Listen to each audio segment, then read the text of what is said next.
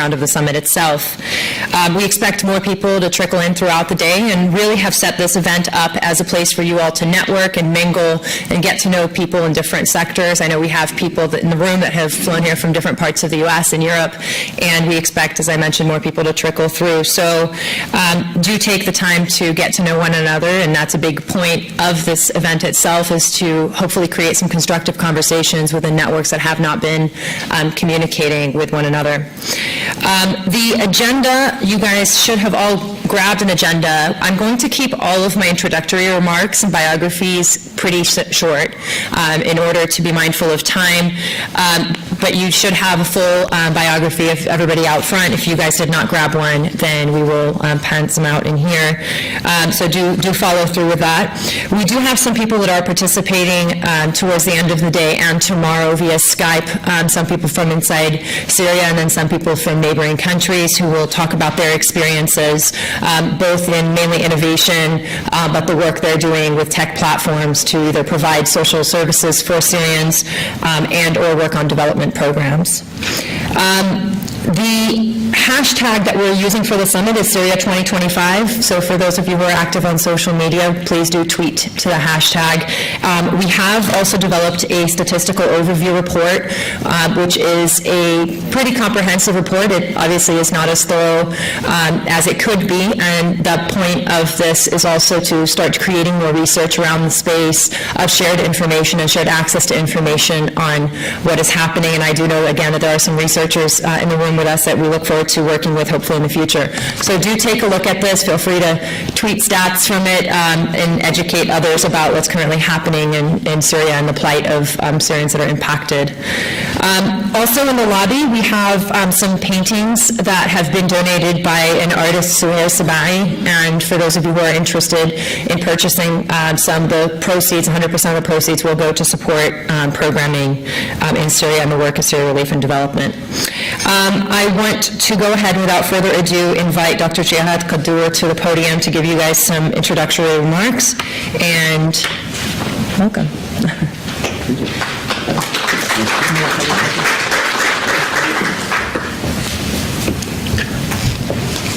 Assalamu alaikum wa rahmatullahi wa barakatuh. Peace be upon you all. I would like to welcome everybody here.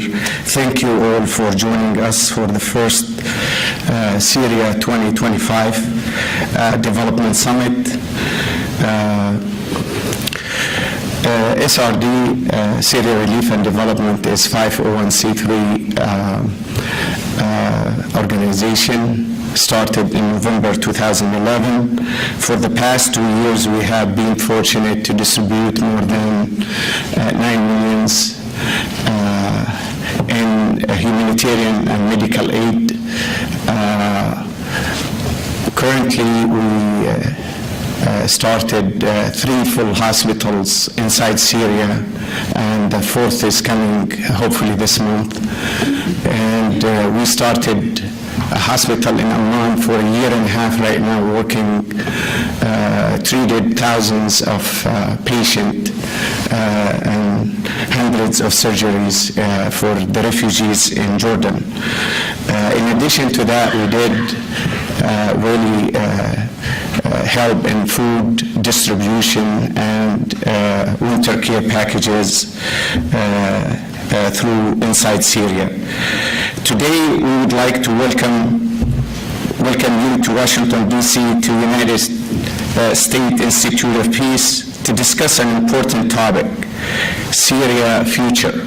As you know, we are very excited to have with us a number of experts, practitioners, companies, organizations, and scholars to share with us their experience and in development and advise us on what we can do to help our beloved Syria move forward.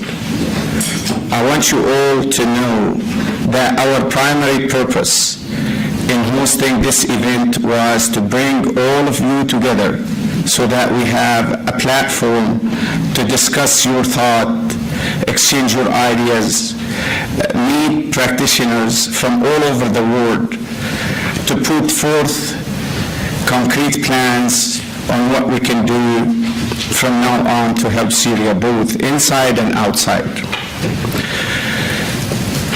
Rebuild their future.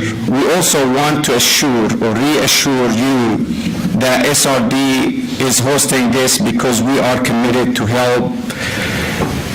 helping support, research, and engage in work that we promote sustainable development in Syria. A very difficult task is in front of us. No one can rebuild Syria alone.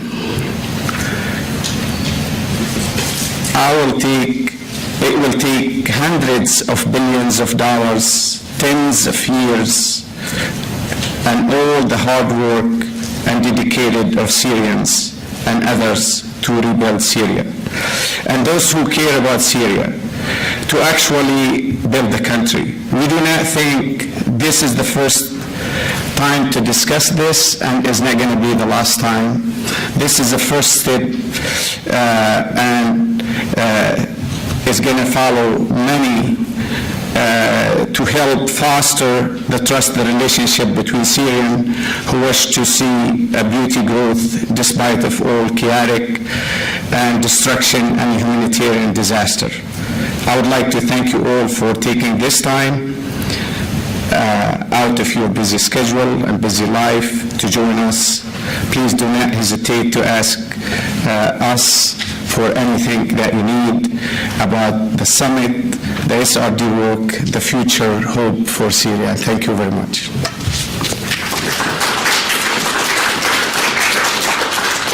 Thank you. So I'm going to continue the rest of the program from right here. And we have a pretty back-to-back schedule. We just heard from Dr. Abdullah that due to the weather, he was unable to join us. It is snowing in a big part of the Middle East, North Africa. So it's kind of like the U.S. snowstorm in Washington that had a whole quarter of an inch of snow and closed us down. But without further ado, I would like to invite Ms. Tamara Coffin-Whitis to join us. She's a Senior Fellow Director of the Saban Center for Middle East Policy at Brookings. She served as the Deputy Assistant Secretary of State for Near Eastern Affairs from November 2009 to January 2012, coordinating policy on democracy and human rights in the Middle East for the State Department.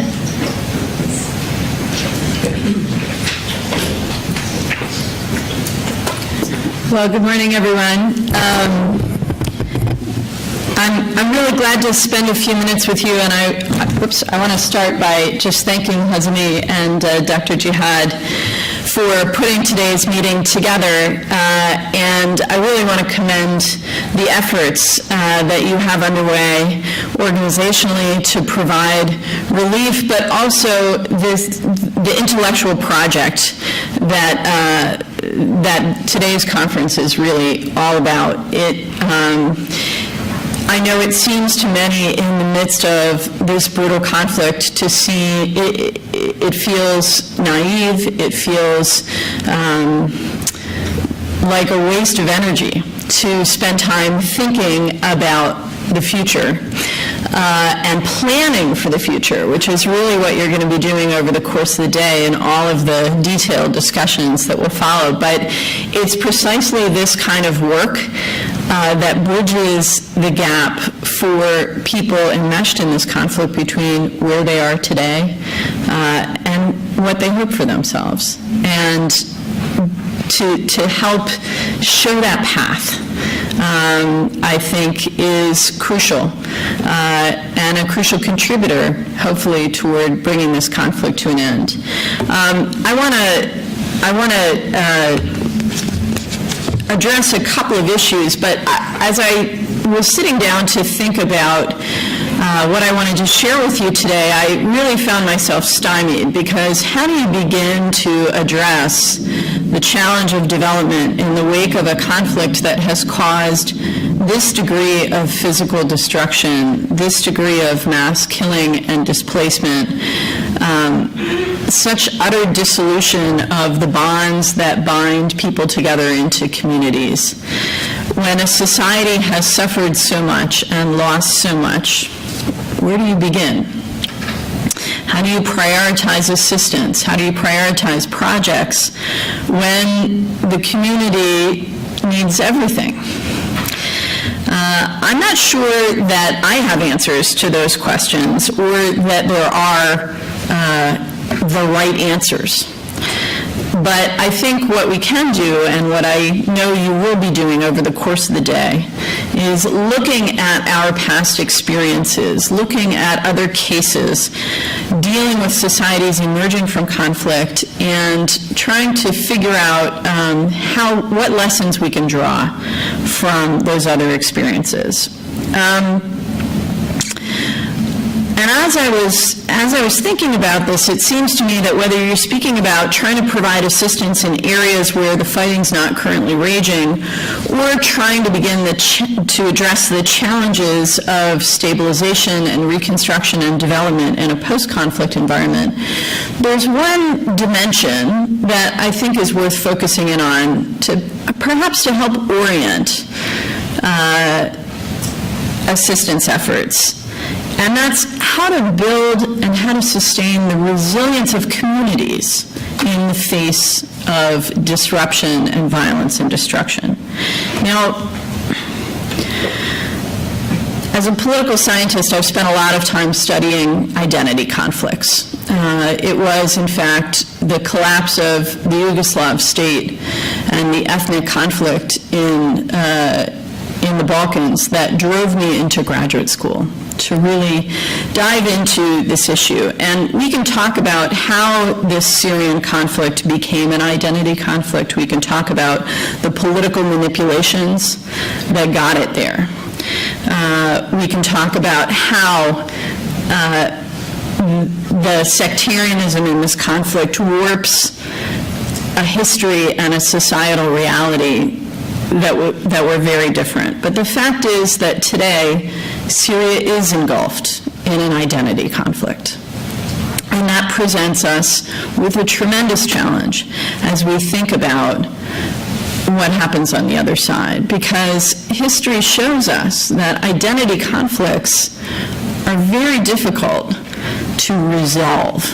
You can end the fighting, but they tend to erupt again and again for a variety of reasons. And so, if these conflicts erupt again and again when communities feel insecure, when they feel that justice is unattainable, when they feel like they don't have the tools to prevent the day-to-day frictions of human interaction and political bargaining and political arguments, when they don't have the tools to prevent those from exploding into violence.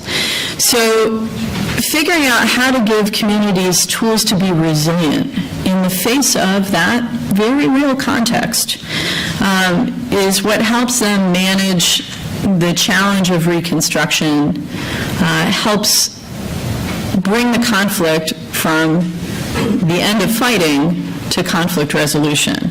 And I think finding ways to give communities tools to be more resilient is a huge factor in success. So how do you do this?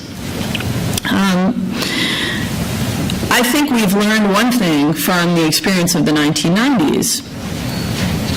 In the 1990s, in the wake of the Cold War, the international community model, and I know you'll hear more about this from some of the other speakers today, of how to deal with post-conflict reconstruction and stabilization, and it basically involved the imposition of an external actor.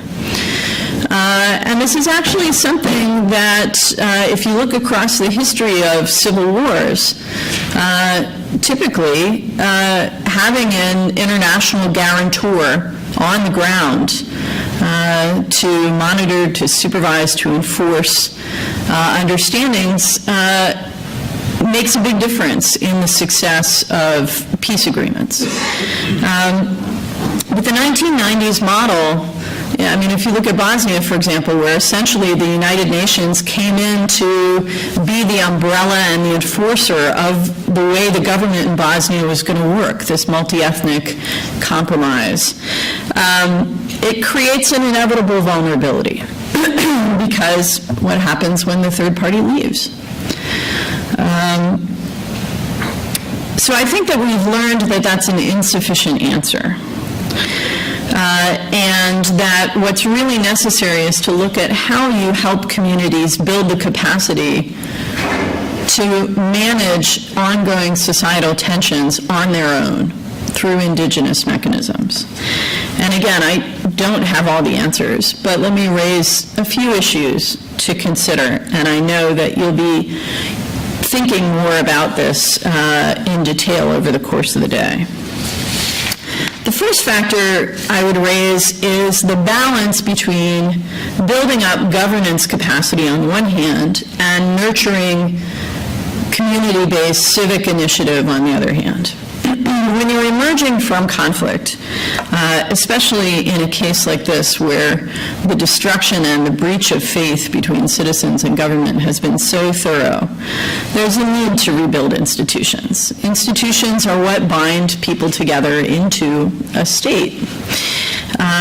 Institutions are the way that citizens come together to make decisions about how their society is going to run. Institutions are what give citizens the basic services that they need from the state: security, a system for adjudicating disputes, providing justice, and so on. And ideally, of course, those government institutions are designed and operated in a way that reflects the values and the goals that a society has for itself. Transparent institutions, accountable institutions, representative institutions. Those are the kinds of institutions that will help nurture and sustain a democratic future. But if you invest heavily in building up the institutions of government, how do you ensure that those institutions don't have too much asymmetry of power relative to the rest of society? How do you ensure that those institutions really do grow into transparent, accountable, representative bodies? To do that, you need the other side of the equation in governance, which is civil society. Now, in a well-established democracy, you have lots of mechanisms to hold government institutions accountable. You have a robust free media. You have courts of law. You have a constitution. But in a post-conflict environment, those mechanisms are not necessarily robust. And really, civil society is the only mechanism that you can rely on to hold government institutions accountable. I have to say that in my own experience, even in the midst of conflict, community-based civil society organizations can play a crucial role in enabling communities to function, to preserve themselves, to be resilient when institutional governance breaks down. When the Libyan revolution began, and I was working in the State Department at the time, militias were forming to fight Muammar Gaddafi's forces, but civil society organizations began to spring up just as quickly and with just as much energy. And it was really amazing to me to watch, as somebody who had tried to work to nurture civil society in Libya under Gaddafi, but for 42 years it was essentially impossible for Libyans to form private voluntary organizations of any kind. And the moment that in liberated areas of the country they were able to do that, they started to. Behind the lines in eastern Libya, local groups organized themselves to provide supplies to militias, to provide medical care to those who were wounded, and also to provide care for those in the community who were behind the lines and needed support, and also to represent the interests of different groups in the community to the leaders who were then becoming the Transitional National Council. And I was really proud that the State Department, through the Middle East Partnership Initiative, which I supervised, was able to support that effort, even while the war was ongoing.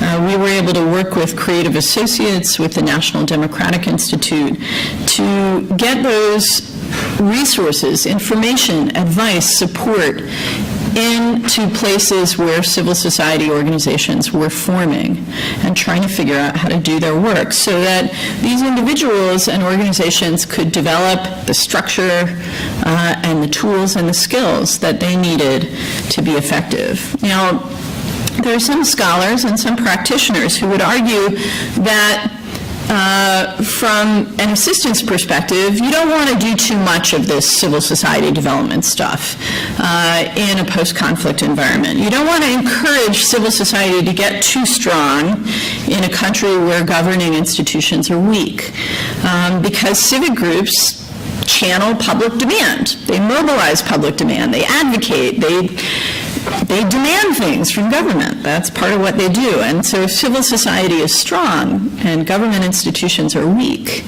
or don't have money, then those demands can overwhelm a weak government. They can lead to crisis, political crisis, or they can just lead to really bad short-term decision-making by governments when they're trying desperately to satisfy all these demands that are being thrown at them.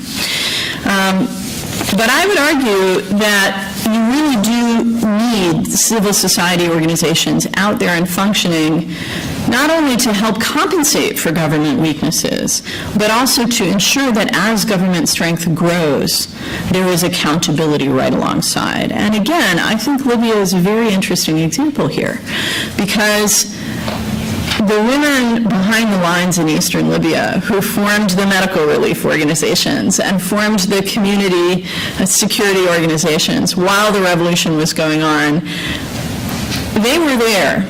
And the Transitional National Council knew from the moment it set up that they were there. And while the accountability mechanisms weren't perfect and aren't perfect, they knew that there were people out there paying attention to what they did and would hold them accountable. I think the key is for government and government institutions and political leaders and civil society groups to see each other not just in that adversarial sense of holding one another accountable, but also as partners in the project of rebuilding and development. And it's harder, I think, for civil society activists to take this on, especially when they've been operating without any support from government for such a long time, to make the leap of faith and say, okay, the people who are in power now are people I can try to work with to get done the things my constituents, my community needs done. And I think that having government institutions that are built in a transparent manner can help civil society organizations make that leap of faith. I'll just mention one other thing that I know you're going to be talking about later today, but that I think is really important, and particularly because we're here in this building.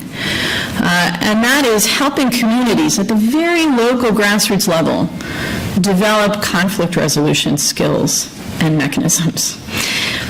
Because you can talk about transitional justice in grand terms, war crimes trials, lustration, where you purge, civil service of people who engaged in abuses and so on. But every day in every local setting, the conflict manifests in tiny ways between neighbors, between shopkeepers, and helping communities build the tools to manage those tensions on their own is, I think, really critical as well to moving from end of conflict to conflict resolution and enabling communities to invest their energy in rebuilding.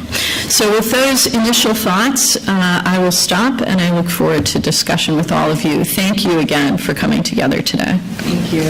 You can just, Do you want me to stay? yeah, you can actually join me. Okay, I'll join We you. don't have too much time for Q&A. We're going to try to sit on schedule instead of making promises to our speakers. But we do have a mic, and so please keep your questions brief. I know that you guys have statements and great ideas, but please do try to keep them very condensed. Please state who you are, where you're from, and direct a question. Do we have any questions? We answered all their questions. Oh, God, I'm sure I didn't, but, Okay. You guys just pass down the mic, or you can throw it.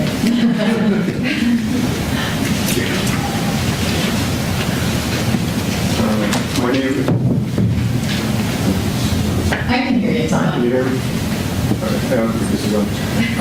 All right, my name is Ahmed Talkini. I'm with Q-Core Networks, and you know, we have a lot of experience in some of these conflict areas, and just talking to a lot of Syrians, you know, I agree with what you're saying, but my question is, as an expert in this field, how do you balance a lot of the people you talk to? They feel really, I don't know how to put this in a polite way, but they feel very belittled by a lot of the quote-unquote experts that come and they take them out to all these sessions and training courses around the world, and especially in Turkey.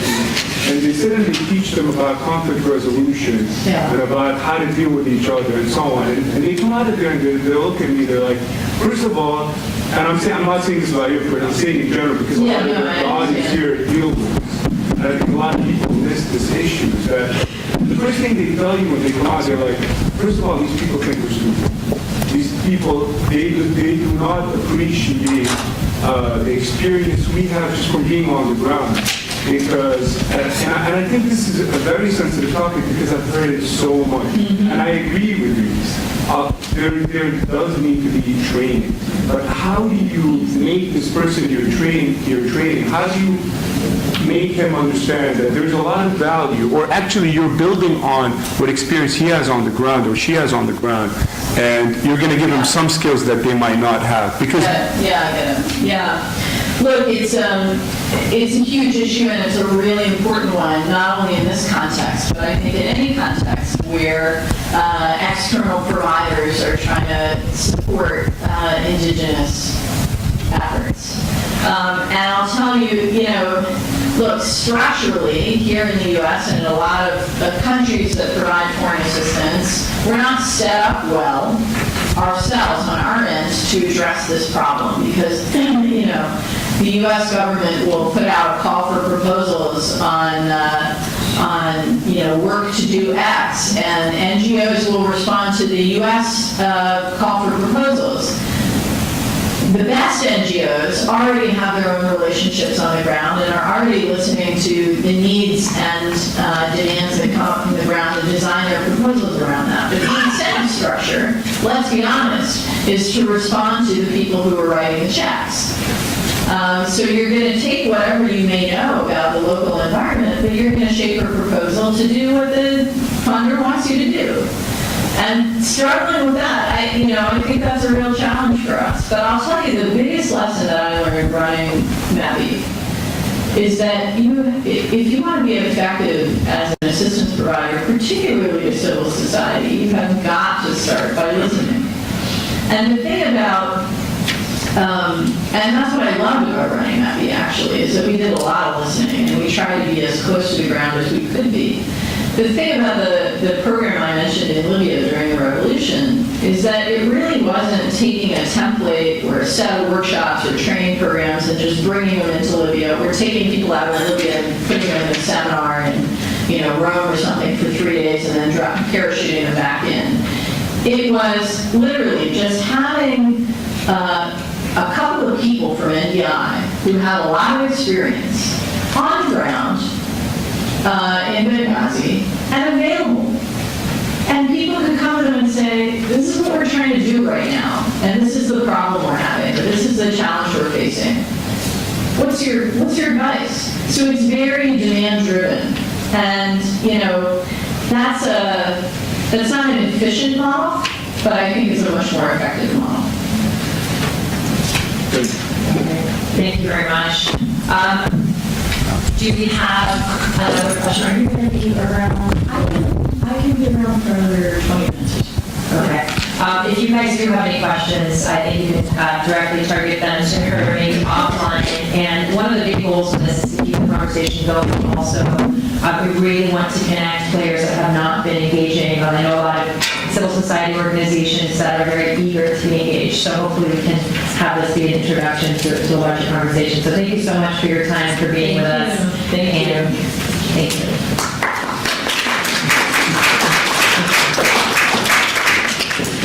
I would like to invite Mr. Rhett Urian, who is Senior Vice President of West Africa Katie from Humanics International, and he will be presenting on Bridging the Gap, case studies from Haiti and the Democratic Republic of Congo, looking at the multi-sectoral approach. Okay. Here we go. Thanks. I have a clicker. Okay. So how do we get this in play mode here? Can we get this in play mode? I think the computer's right here. Oh, okay.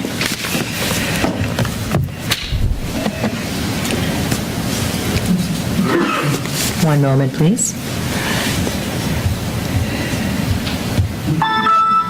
There we go. And then usually there's like a thing here. This is not very sensitive. Yeah, that's the one. Okay. All right. Well, good morning, everyone. I wanted to, and I'm sorry for butchering your names, Hazami. That's perfect. Okay, and Dr. Jihad, I wanted to thank you for inviting me today. I really enjoy talking about my experiences in these countries where I've worked on programs that bridge the gap from relief to development. And you'll notice that neither of them are geographically close to Syria or really close to Syria in terms of their level of education and development. And as a result of that, I don't promote myself as a Syria expert. I'm really here to talk about the work that I've done in these settings as a means of sharing some best practices and lessons learned that can potentially be applied to the situation that is taking place in Syria now. To begin, I'd like to start with the example from the DRC. I'm not sure how to make this work, so I'll just press this. Okay, so in the Democratic Republic of Congo, there was a program that I worked on that was implemented by Chemonics and funded by USAID's Office of Transition Initiatives, and that is an office of USAID that works in countries that are recovering from either a protracted conflict or a disaster of some sort. So this is an example of a post-conflict program. The project was implemented from 2004 to 2006, and the background or the context that the program was born out of is pretty complex. The war began in 1998. Which was actually a second war that was fought after an initial war to liberate the country from the rule of the Mobutu regime. The second war pitted government forces that were supported by Angola, Namibia, and Zimbabwe against rebel groups supported by Rwanda and Uganda. And as a result of all of these warring nations in the DRC, this particular conflict is known as Africa's World War, so to speak, because there were so many different groups involved. The humanitarian consequences were catastrophic. There are lots of studies that were done, particularly by IRC, about the number of people killed. Their estimates range from 4 to 5 million. Some of them were a result of direct fighting, although many more of them were an indirect result of malnutrition and disease. Through the war, there were human rights abuses, including rape and abduction of children to serve as combatants. Officially, this conflict ended in 2002, which was quite a long time ago, with the signing of the Pretoria Peace Agreement. And this agreement called for the withdrawal of foreign troops and the formation of a power-sharing and transitional government incorporating all of the rival factions. And it was it was in direct correlation with that peace agreement that USAID OTI initiated a community-focused reintegration program to assist fragile and war-torn communities cope with the influx of both ex-combatants and victims of war.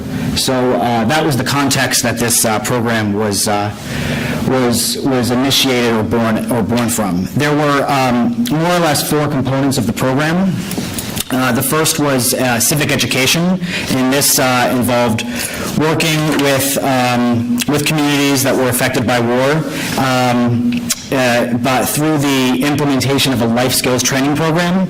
And this life skills training program included modules on some soft skills, such as conflict resolution and reaffirmation of values. And it was really interesting because the social fabric of society had been ripped apart as a result of the war, and there was a need to reestablish what proper civic engagement should look like. So every community established their own set of values, and it was really interesting to kind of see the reaffirmation of those through this life skills training program, where people would be very committed to reaffirming ways to engage with different segments of society that had been involved in the conflict.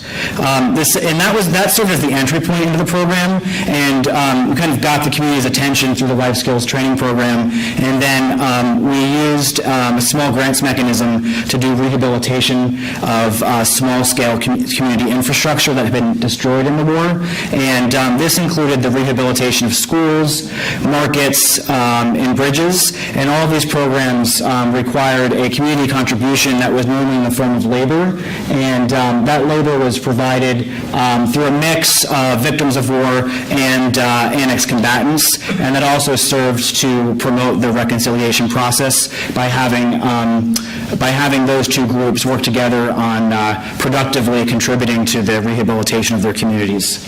While all this was going on, the DRC was also in the midst of a political transition.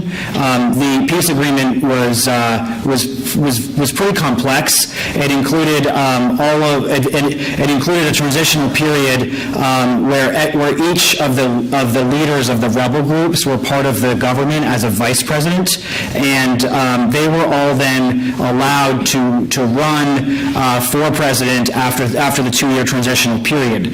And a new constitution was written during this period as well. So this program also worked on that angle to provide materials and equipment to inform the population about the political transition process. We distributed copies of the Constitution. We distributed wind-up handheld radios, organized listening groups, and that allowed people to come together in their communities to learn and understand about the political transition process, so that it could operate with a level of transparency, so that people would not doubt or second-guess what was happening at the political level.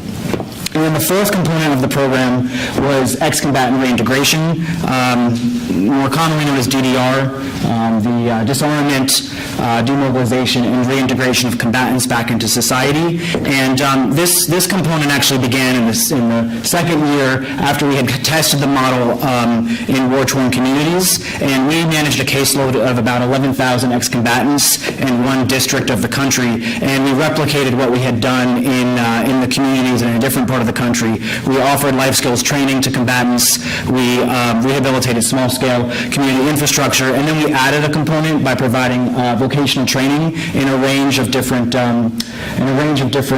skills that were relevant to the communities.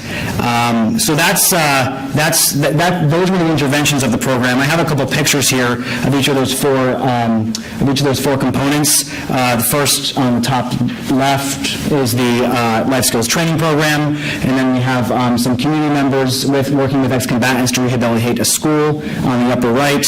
On the lower left are the wind-up radios I was talking about that were used to facilitate discussions about the political transition process in listening clubs that were organized in target communities. And then on the bottom right is a brick-making training, because so many of the community infrastructure was destroyed in the war. One of the vocational training options for ex-combatants was learning how to make bricks and restart a business so that those bricks could then be sold to contractors that were involved in rehabilitating the infrastructure.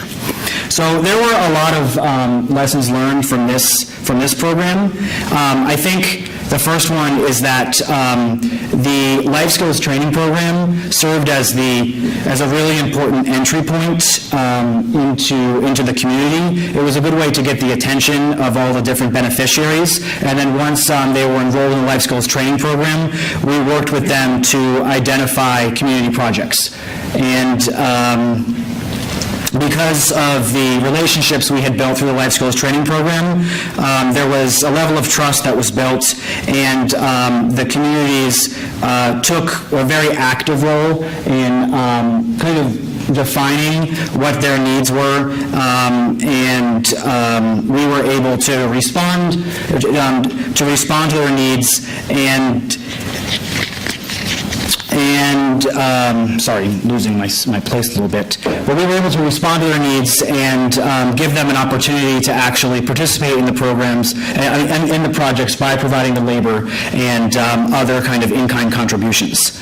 The other thing I would mention is that it was really, I mean, we acknowledged that the war affected everyone in the DRC, and it was really important to kind of have a balance between the level of support that you were providing to the actual perpetrators of the war and with the victims of the war. And the way that the funding worked in the country at the time, there was actually like more money, so to speak, for the combatants, the perpetrators of the war, and not as much money for the victims of the war. And it was a real like balancing act so that we as a program could do the right thing, acknowledging that everyone had been affected and finding a way to make the math work, so to speak, so that we could provide support to both sides. And it was a real struggle with the donors, with the policymakers, to get everyone on the same page to understand that if you only address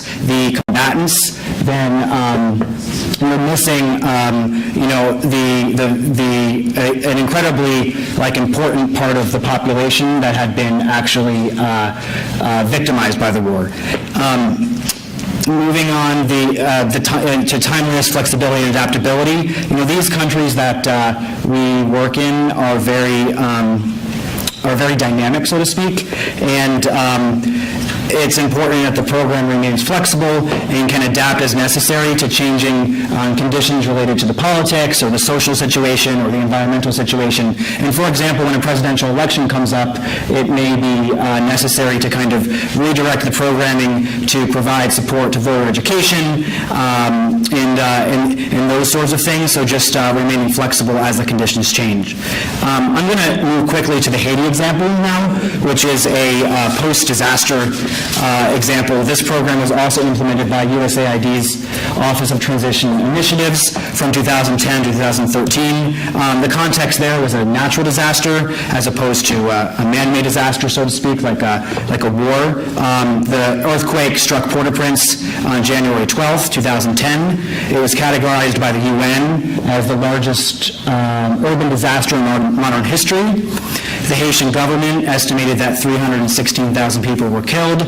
Many millions of people were left homeless. Almost every government ministry was destroyed. 19 of 20 were damaged, and 20% of Haiti's civil servants were killed. The damage was well in excess of Haiti's annual GDP, and the country needed a lot.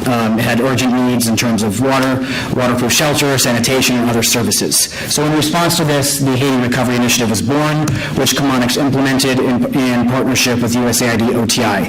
There were three main components of this program. One was support to the government of Haiti through technical assistance and infrastructure.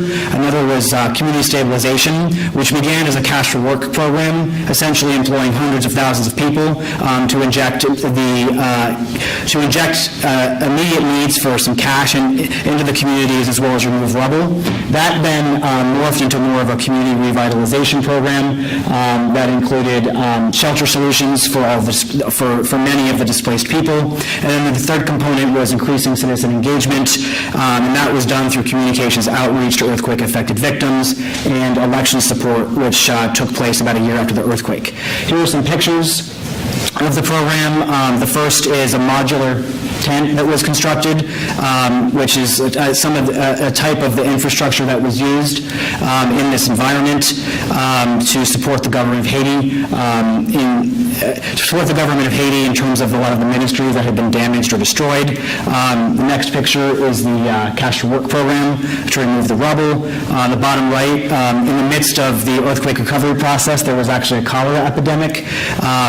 So this is an example of communicating about that in terms of water and sanitation practices to people living in IDP camps. And then on the bottom right is a presidential debate that the program organized, and that was the first time in Haiti's history that there was actually a comprehensive professional debate to allow, televised and on the radio, to allow citizens to elect candidates based on what their platforms were, rather than just on kind of like hearsay about what they could offer. So again, there were lots of lessons learned from this program as well. We started at the community level, and I think it really is a good entry point because these communities were the most affected, and you can have a pretty good impact if you focus on the community. The beneficiary selection was a very complex process, and we tried to make it as transparent as possible, recognizing that again everyone had been affected by the earthquake. But when we were selecting our beneficiaries for interventions, we had some of them identified by civil society organizations, another segment identified by local governments, and then we published what the process was in handouts so that people could read about it or listen to it on the radio and understand that we weren't being using favoritism to decide who was going to be selected or not. The post-earthquake environment was very confused, I would say, and while the donors did while the donors did try to coordinate, there was definitely confusion, and it took a while to sort that out in terms of balancing who was working where. Many of our partners were from the government in Haiti and local grantees and subcontractors, and we shouldn't assume that they all have the same capacity. Like, not every local firm is created the same, so to speak. And when you're working with a government that's also been affected by a disaster, it's also really important to acknowledge that and kind of like adapt your expectations accordingly. And then the last thing, like I said about DRC, this program was very timely. It was very flexible, responding to evolving situations on the ground, and I definitely think that that's a best practice and lesson learned when you're operating in an environment as dynamic as DRC or Haiti. So that concludes my presentation. If anyone has any questions, I'd be happy to answer them. Thank you. Thank you. Thank you so much. Very insightful experiences, and I think that's a big part of what we can do is starting to look forward, even starting to engage people on current local programs to help build their communities amidst the current crisis. But do we have any questions for Brett from the audience? Okay, we have a question. And I know that you guys can hear each other, but the mics are important because we are doing audio recording. So I think it should be, we got the new mic, right? Okay.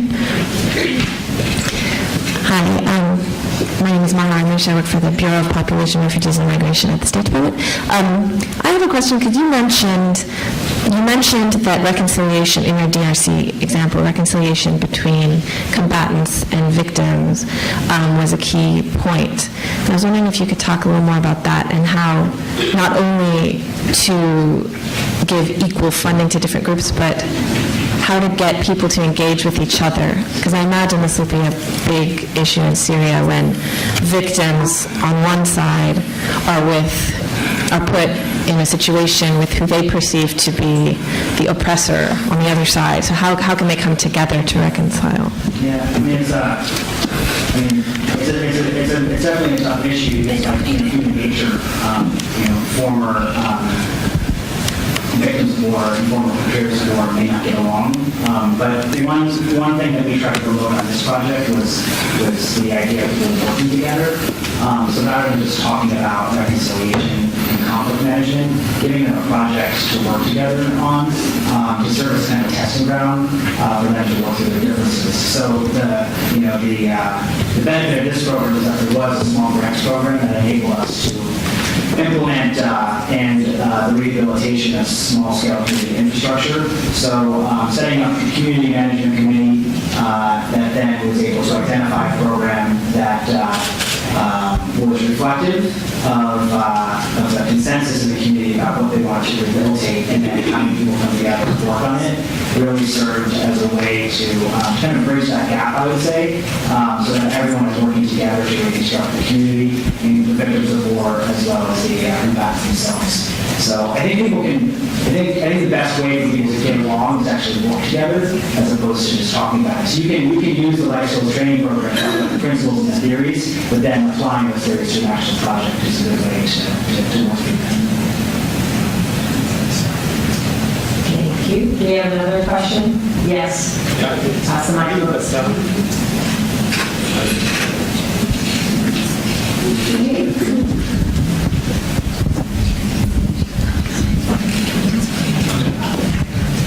Thank you, good morning. My name is Bassam. I'm former diplomat here at DC. My question, what kind of mistake did you do during implementing the projects? Sorry, can you repeat? What kind of mistakes the international donors did when they implement the project in Congo and in Haiti? Mistakes. Yeah. I mean, you cannot be perfect. Yeah, you're absolutely right. I think that's a very insightful question, and it's I don't want to say the answer is too long to respond here, so I think I'll pick like one key one in each of the examples. In DRC,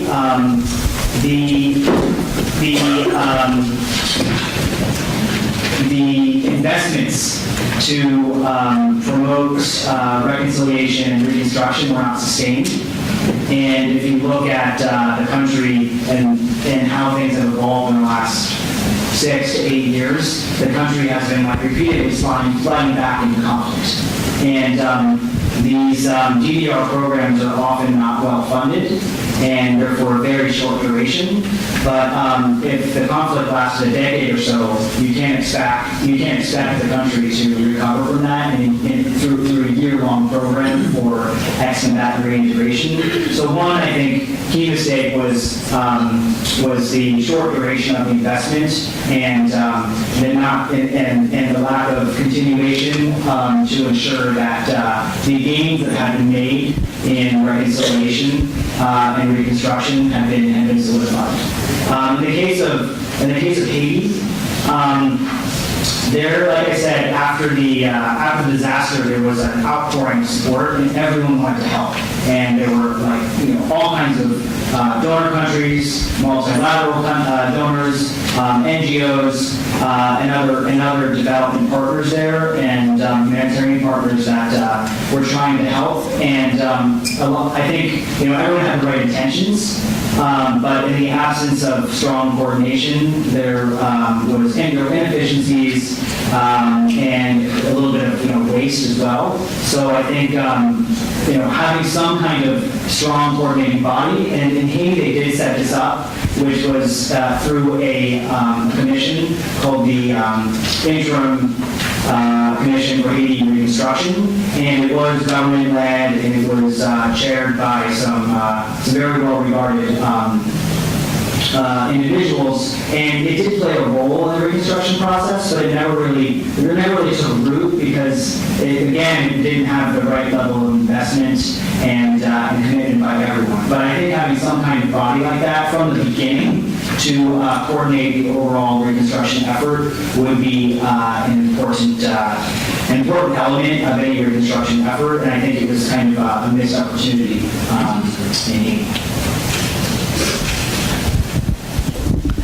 Hi. I'm sorry. My name is Mohsen Habib.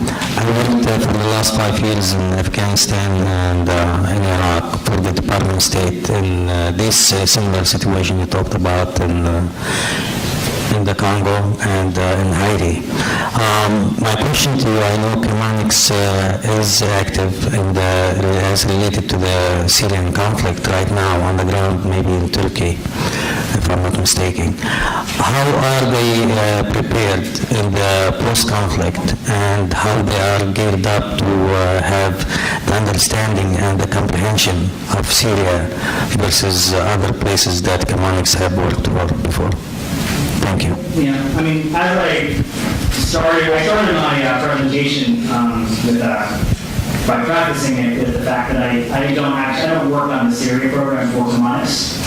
My experience is in West Africa and Haiti, in a range of countries recovering from disasters or conflicts such as Haiti, DRC, Nigeria, Afghanistan as well. And my only experience in the Arab world is a short-term assignment in Libya. So I was happy to give those examples during the first presentation.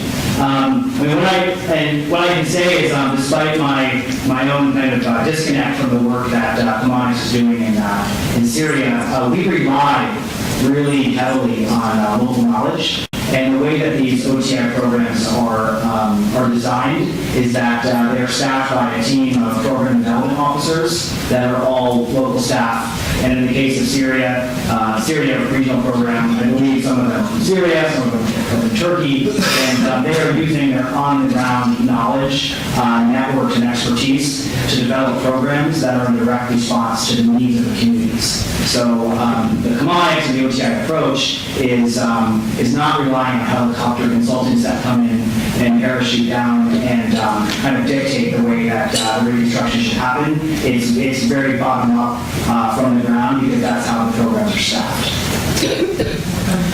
I do think that we have some folks here from Chemonix that are working on the Syria program, and I think there are some going to be here throughout the day and the weekend, so do connect. Thank you so much.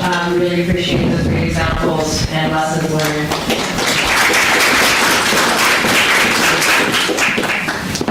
Next, I'd like to introduce Mr. Jeremy Conendijk, who's the Director of the Office of U.S. Foreign Disaster Assistance at USAID. Did I say the last name correctly? Yes. Please welcome.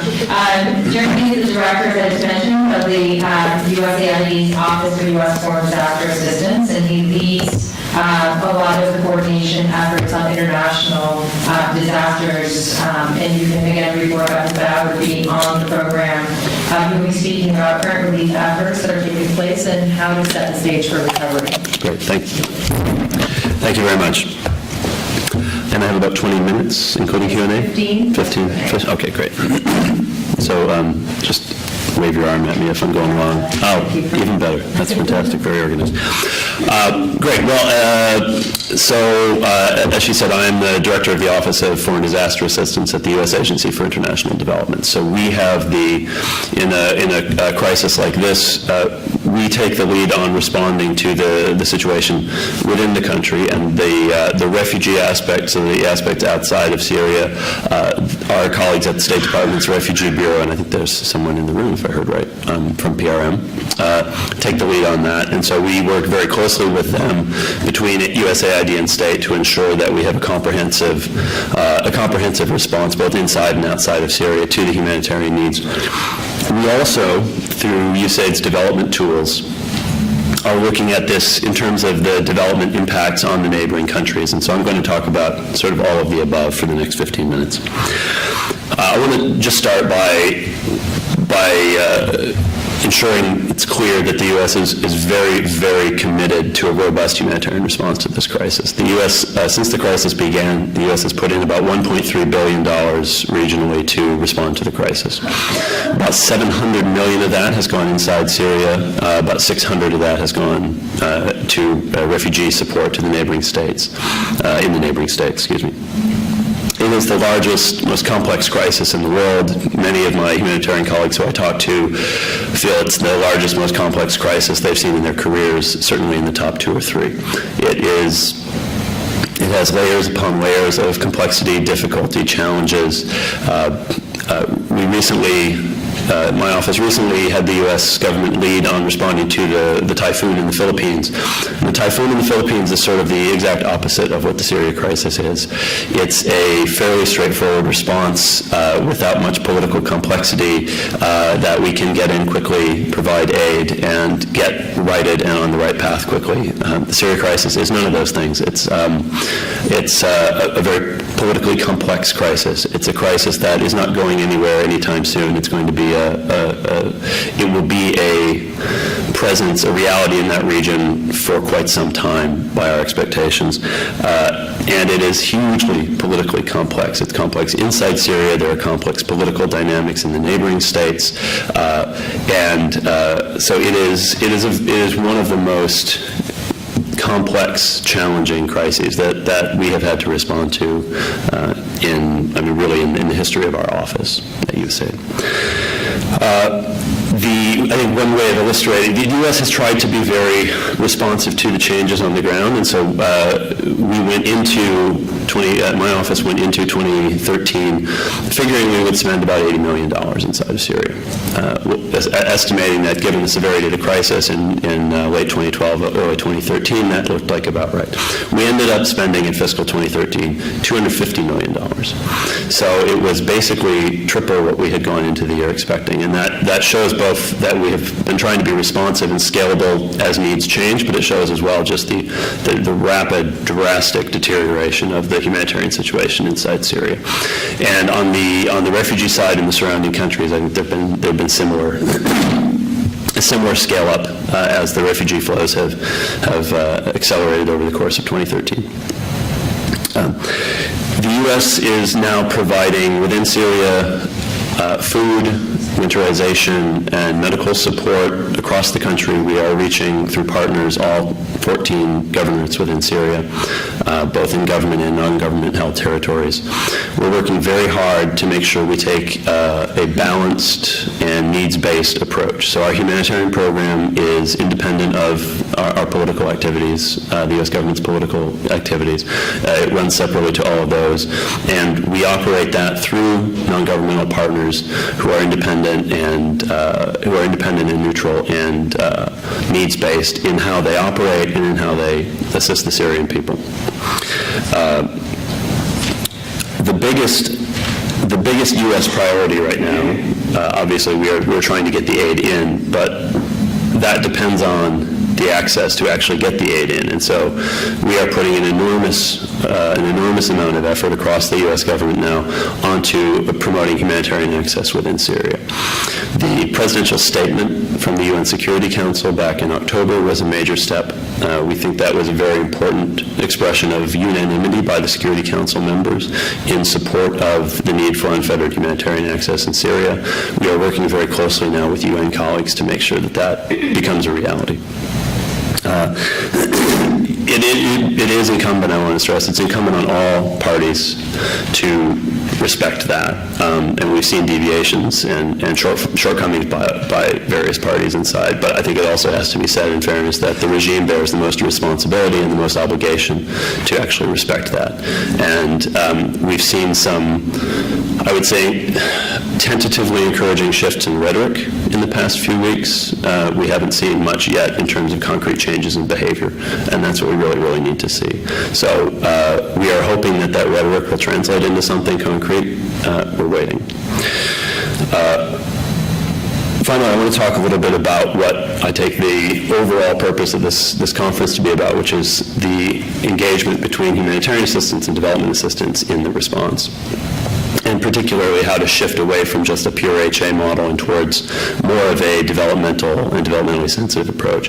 That is something that is very much on the minds of the U.S. right now. It's also very much on the minds of the international community.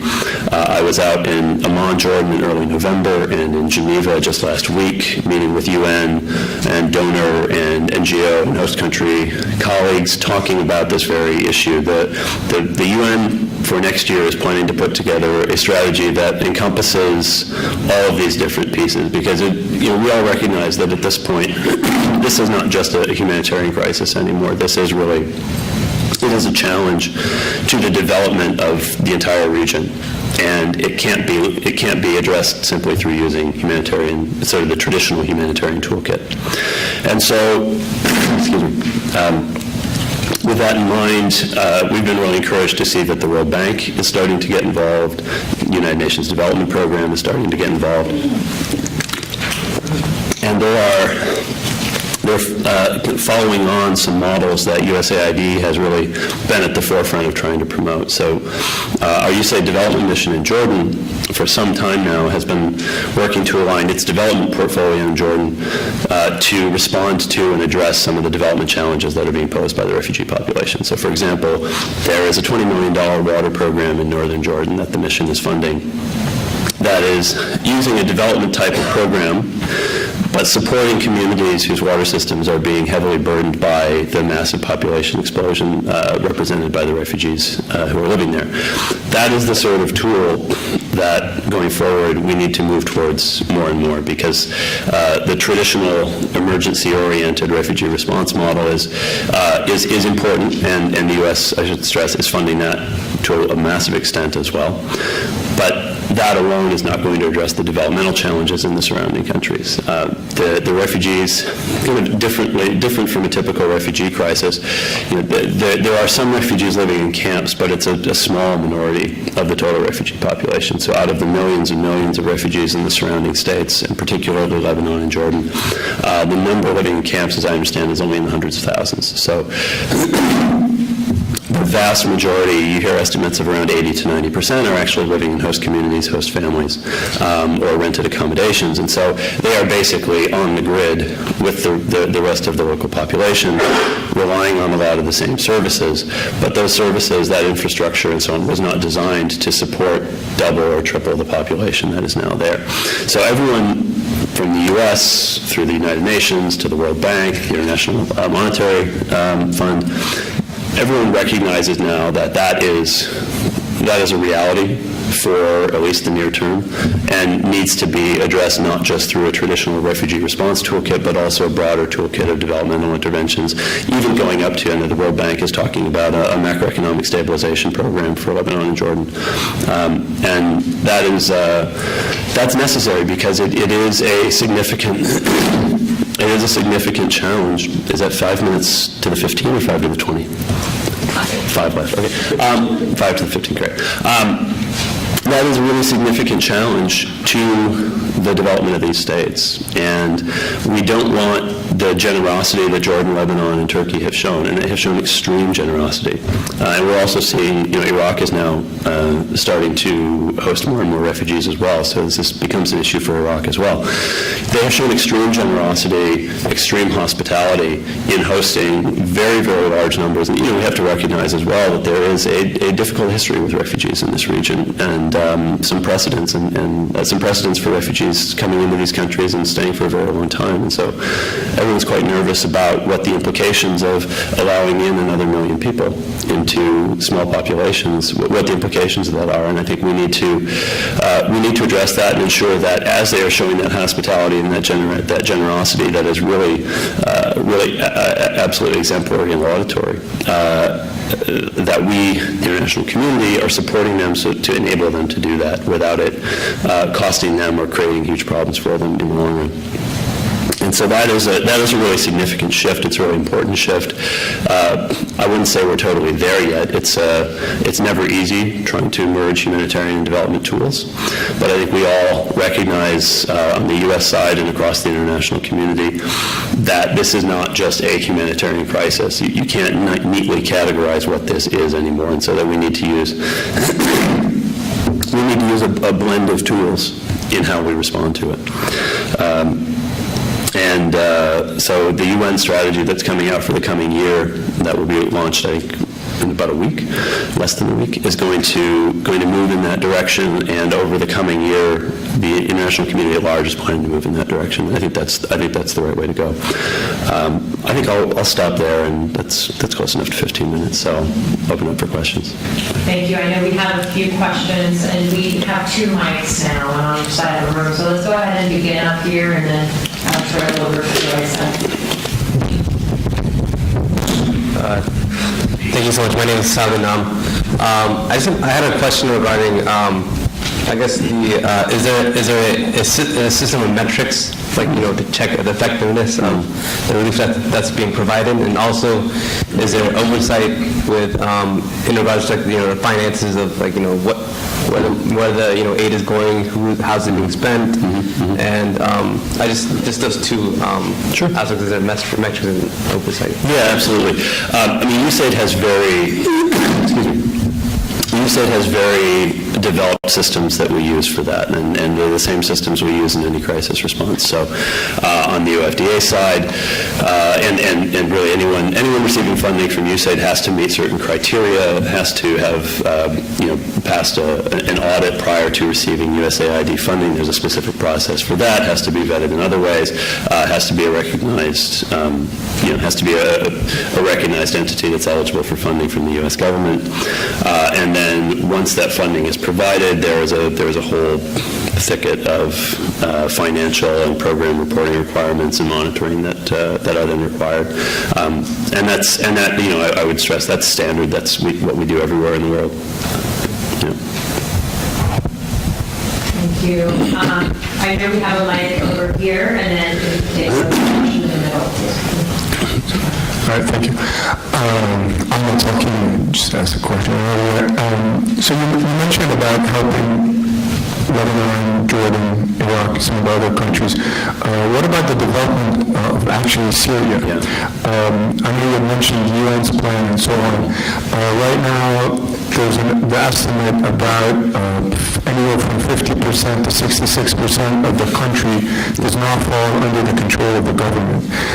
Those areas have almost pretty much zero services. They get some water sometimes, they get some power sometimes, but for the most part, they don't have water, not much electricity, no communications, not much of anything.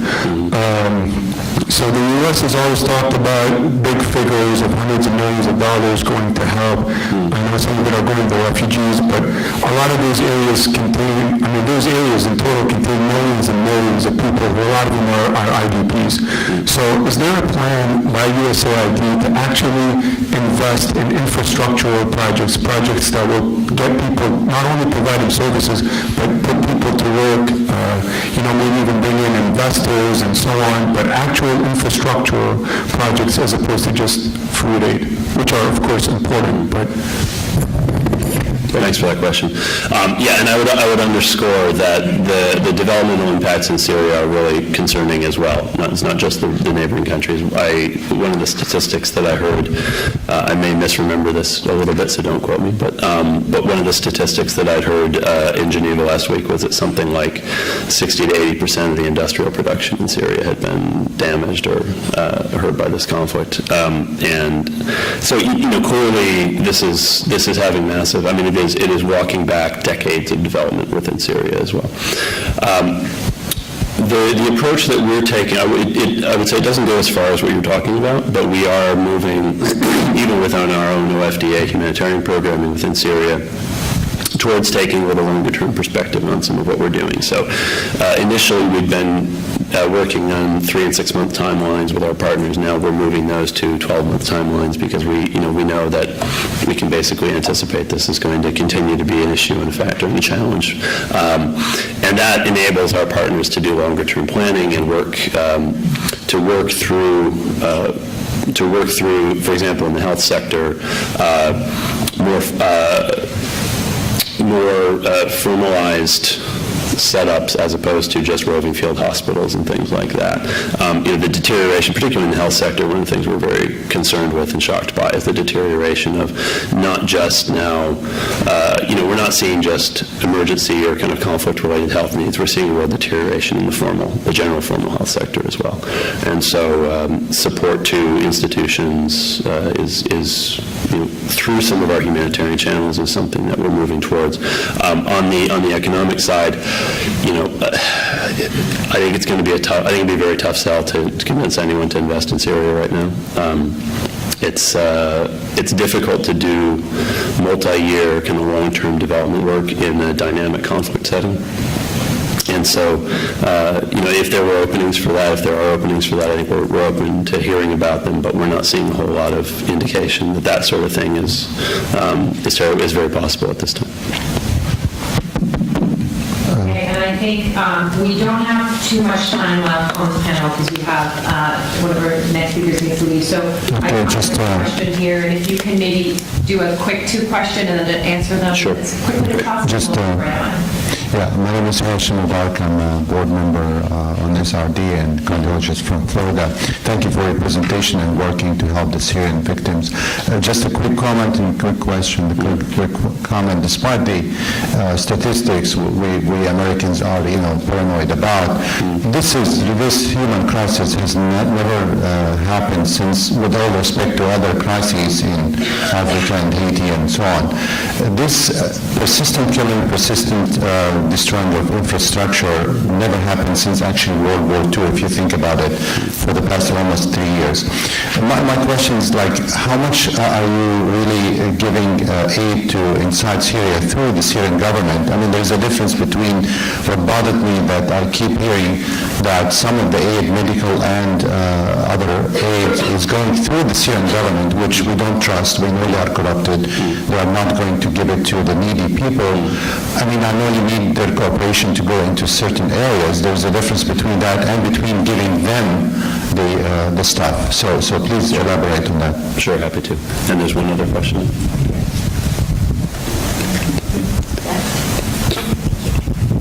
Hi, I'm Daniela Kayas from the Institute of International Education. Very quick question about education in Syria and outside of Syria. Our interest is higher education, but I'd love to hear your view on whether it's part of the humanitarian or development response. Thank you. Sure. Yeah, that's a great question. So first, sir, on your question, it's a very easy and straightforward answer. None of the U.S. humanitarian assistance is going to the Syrian government. All of it is going through non-governmental or UN partners, and they are accountable to us for what they do with it. And so, yeah, I think we don't anywhere in the world. Our general approach is not to fund through government structures. We in some places we'll work in partnership with them. So in the Philippines, for example, there we had some very well-structured and long-standing partnerships with parts of the Philippines government. So on the typhoon response, we worked in collaboration with them, but we don't generally provide direct funding to governments, and we don't for humanitarian response, and we're not doing that in Syria. To your question, yeah, education is certainly on the U.S. government's radar screen. I know that, again, my colleagues from the State Department Refugee Bureau have put a pretty significant amount of money into education support in the neighboring states, particularly some of that being tied to the big No Lost Generation initiative that UNICEF is promoting. We think that's a pretty important initiative. This is, there is a real risk here of a lost generation. Within Syria, it's more challenging. It's something that we're looking at doing. Generally, the humanitarian assistance through my office is focused on life-saving activities, but we have some margin for that. So, it's something that we're looking at and talking with UNICEF about. It's certainly a major issue. Thanks. Appreciate it. Thank you. All right.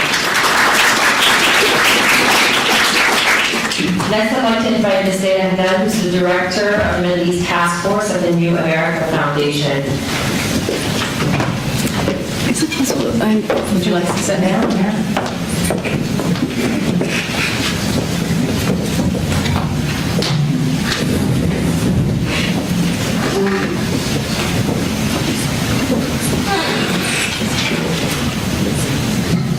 So I was asked to speak on the issue of investing in governance and local councils. And a lot of the discussion so far was focused on post-conflict reconstruction. And I think that the issue of governance and local councils obviously fits in that post-conflict context, but it's a more immediate issue in Syria. As we see, local councils are emerging currently most visibly and most well organized in opposition-held areas.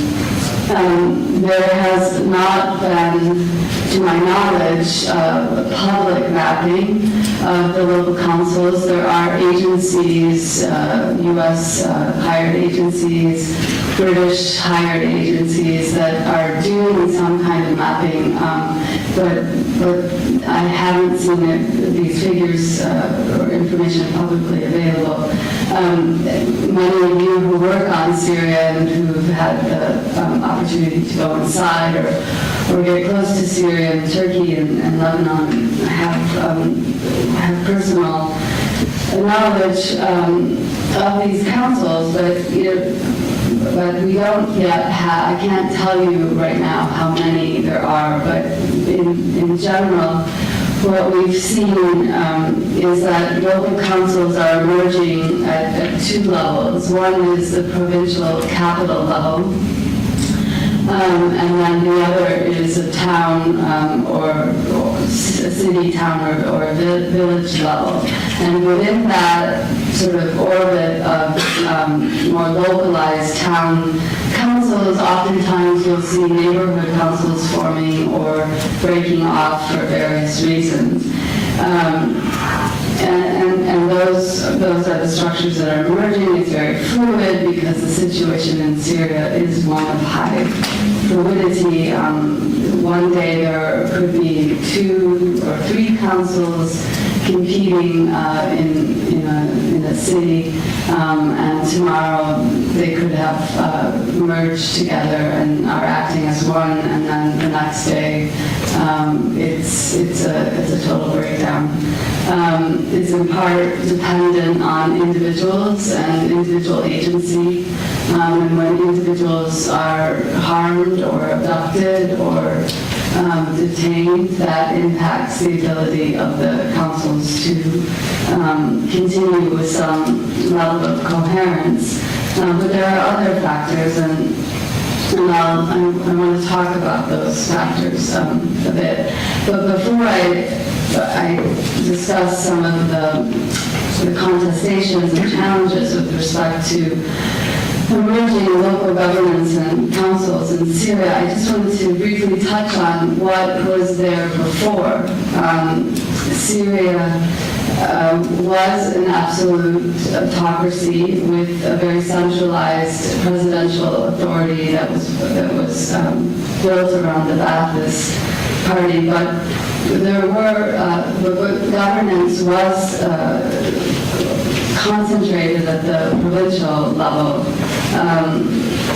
Muhafaza is how we can name it, and nearly all public administrative systems and decisions were concentrated at the provincial capital level, and that included land registration, tax collection, personal matters, judicial courts, and decisions on service allocations to towns and villages, etc.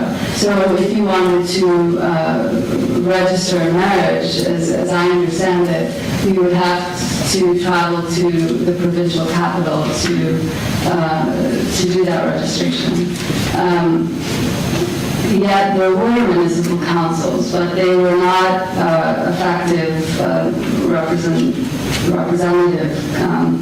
councils. They typically included a head of the Ba'ath Party branch in the area, Mukhtar, which was a holdover from the Ottoman era position, and this person was generally involved in tracking community inhabitants.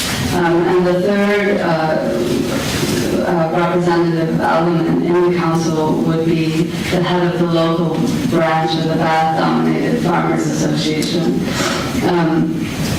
And the individuals who made up these councils were not always known to the people. They were veiled in secrecy, were considered to be corrupted, and were obviously colluding with the state security. So they were a source of fear and oppression. So it's not possible to say that we can rely on what was there in the past, and certainly Syrians now are reacting to that experience in moving forward and recreating new systems of governance and local councils. I will just briefly mention that under Bashar al-Assad, there was efforts to do some liberalization, as many of you know, and there was some work done with the UN and with the European Union to do some brainstorming around how to revise systems, how to approach the question of decentralization on local councils. And as I understand it, there was a law that was adopted in 2010 related to decentralization that on the books looks quite interesting and positive, but of course in practice never occurred. So I mean, I think that when you're looking at Syria, there's always the need to think about, well, what are the broader grievances and the Assad family that we need to correct, and the systems of governance and local councils is one area. But is there a law that exists? Was there thinking in place?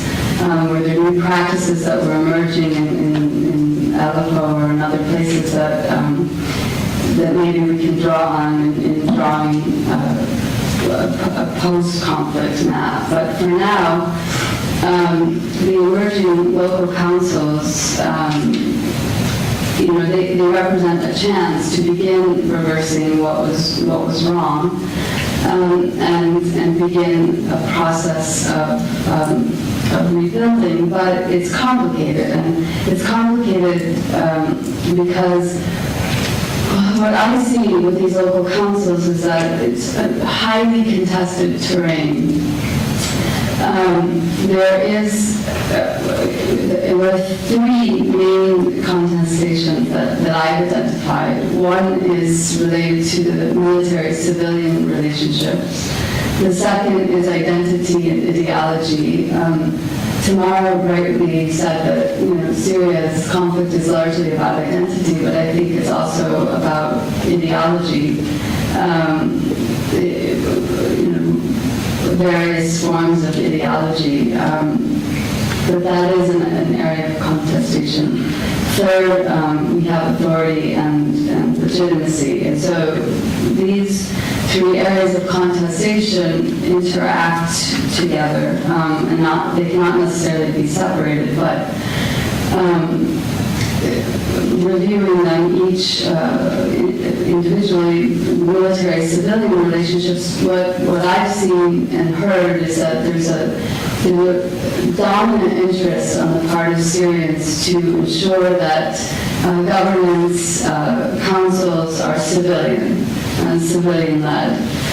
But in a militarized context where the people with power in opposition areas are the people with guns, that's a complicated demand to say that no, we're going to make governance and councils, which is, councils is the vehicle through which resources are distributed, we're going to turn that over to civilian rule. So there is some tension there with military forces, and of course, as the military groups have proliferated and become increasingly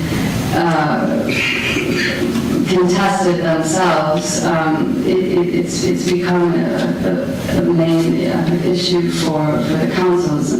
Some councils at the town level have attempted to channel armed elements into certain roles within the councils, like keeping law and order. But still there's an issue of where do they belong on the decision-making structures. And then another complicating factor is that when aid goes in, transfer requires military protection in the reality that is Syria today. So the continued role of the military in decision-making in Syria is an immediate issue, and obviously one that needs to be worked out in the longer term. identity and ideology. There are social sectarian identities, conflicts that have arisen within the councils that have made it difficult for them to proceed. Success has been noted in councils or areas where the population is homogeneous, and in some places neighborhood groups have broken off from existing formal councils because they, in order to represent social or sectarian groups that are not felt to be well taken care of or represented in the councils. There is a tension between the rural-urban identities that are playing out within these councils. Islam versus secular identities and ideologies are a major area of contestation. In Araka, the first provincial capital or the only one to be liberated from the regime, there were 3 councils at one point. One was Islamist, one was under the Itilaf, which would probably be classified as secular, and then there was a civilian, organic civilian council. These 3 were able to work together for a long time, and I think that that's become not the case so far, but that's an example of how these different contestations play out at the organizational level. Obviously, donor ideological differences are driving contestation within the councils. The Gulf donors are very heavily involved in investing in provincial level councils and obviously want a hand in what happens in Syria through that process. And international donor agendas are very visible as well. They refuse to be engaged in regime-controlled areas. So that means that we're not investing in community development and in regime-held areas like homes. And then the issue of refusing to deal with Islamists is a problem that underscores international donor agendas. And then there's the issue of the regime presence and role, where the regime is continuing to provide basic level of services such as electricity or subsidizing bread. The councils are able to more effectively function because they have more capacity and resources. Authority and legitimacy is a big contestation, and I think rightly so. And it's interesting to see it play out. It should play out. It's a normative question of who has authority and legitimacy in the new Syria, a value question, but there's also a question of who should be given authority and legitimacy in deciding how resources are distributed for efficiency purposes. There's a lot of dissent about giving power and authority back to prominent families or so-called tribal leaders. But yet these people have prominence within communities. So the question is, where do they fit? Interestingly, technical skills and revolutionary credentials are two criterion that are emerging as very important assessments by communities of the issue of authority and legitimacy. I'll just say a couple more points on challenges. I think whereas before governance was highly centralized, now it's highly fragmented, and there's a big question of how emerging councils will fit into a nationalized system. There is the question of its role and the role of these councils in relationship to official opposition bodies. The announcement that there is a provincial government that will be established, how that work incorporate local councils. What is the role of civil society? Is it being improved by these local councils or undermined? And I think that's an important area to note. without a national framework or uniformity in these councils, and this is just something that cannot be overcome at this point, these emerging councils could actually contribute to future fragmentation without a plan put in place that isn't abstract based on best practices, but a plan that is based on what's emerging on the ground. Inclusion, the councils women are not well represented on the councils. It's not the case in all places, but they're underrepresented generally in the opposition and in the councils. It's a question, it's a challenge. Inclusion, how do we include different groups if homogenous entities are the most effective? How do we turn these local councils into sources of inclusion and participation? Capacity and access. Tamara mentioned the issue of, when you bring people out for training, capacity training, and then you put them back inside Syria, that's not the most effective way to assist, but that's the way in which local councils are being assisted primarily by international donors at this point in time. And then finally, I think, is the need to address the challenge of avoiding resources being leveraged for authority and competitive reasons. We need to be able to channel our resources, which are coming from a variety of sources, expat sources, ITILAF, international donors, Gulf states, private money, public money. We need to figure out how to channel these resources so that we don't have competition within councils, but we have cohesive bodies that are effective and able to well represent the interests of the community. So, thank you. Great, thank you very much. And I think we have several people in here that are working in the capacity of councils and local initiatives, so it'd be great if you guys can connect also after. But do we have any questions from the audience? In the middle and then on the side, so we get that all right, please.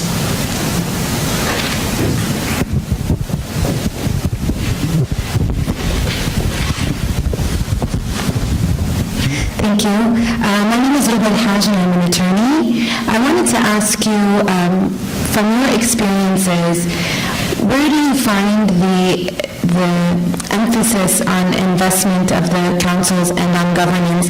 Where does this fit in the timeline? Is this something that you think that should be focused on right at the outset? Or is this something that would come after we get past the issue of aid and development? I agree that I think it's part of the development, but is the focus on the governance part hand in hand, or does one need to come before the other? Well, and then there's also the question of, do you just provide money for relief and services, or do you also provide resources and direct efforts toward building governance capacity? I think that, we're all, if we look at Syria realistically, the conflict is not going to end on January 22nd, and we're not going to be in a transitional phase for a very long time. And we have been fighting this war of attrition, and the state has been weakening and contracting. And so there is a definite need for communities to receive services and for them to organize themselves in ways that reduce conflict in the immediate term. So I definitely think investing in local councils now is an important priority, but it must be done against the backdrop of where are we going?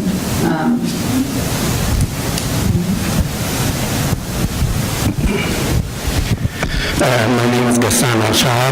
I'm an engineer originally from Syria. You captured the picture about Syria, about the government system, and you spoke about the idea to go from centralization to decentralization through local councils. But I see one enemy for that is really the fear. The Syrian people fear very much the division of the country, that decentralization will be misused. Can you elaborate on that? Well, I think there is the issue of decentralization as a potential way to address sectarian differences. So it's most prominently raised around the Kurdish question and their demands for autonomy. And so when people hear the issue of decentralization, they automatically think it means, well, the Kurdish area will break off into its own entity, and then we'll have an Alawite entity and a Sunni entity. And it's not what it could mean that. It could mean a political settlement, and the political settlement is a unit, is a state that's drawn along decentralized lines. But I think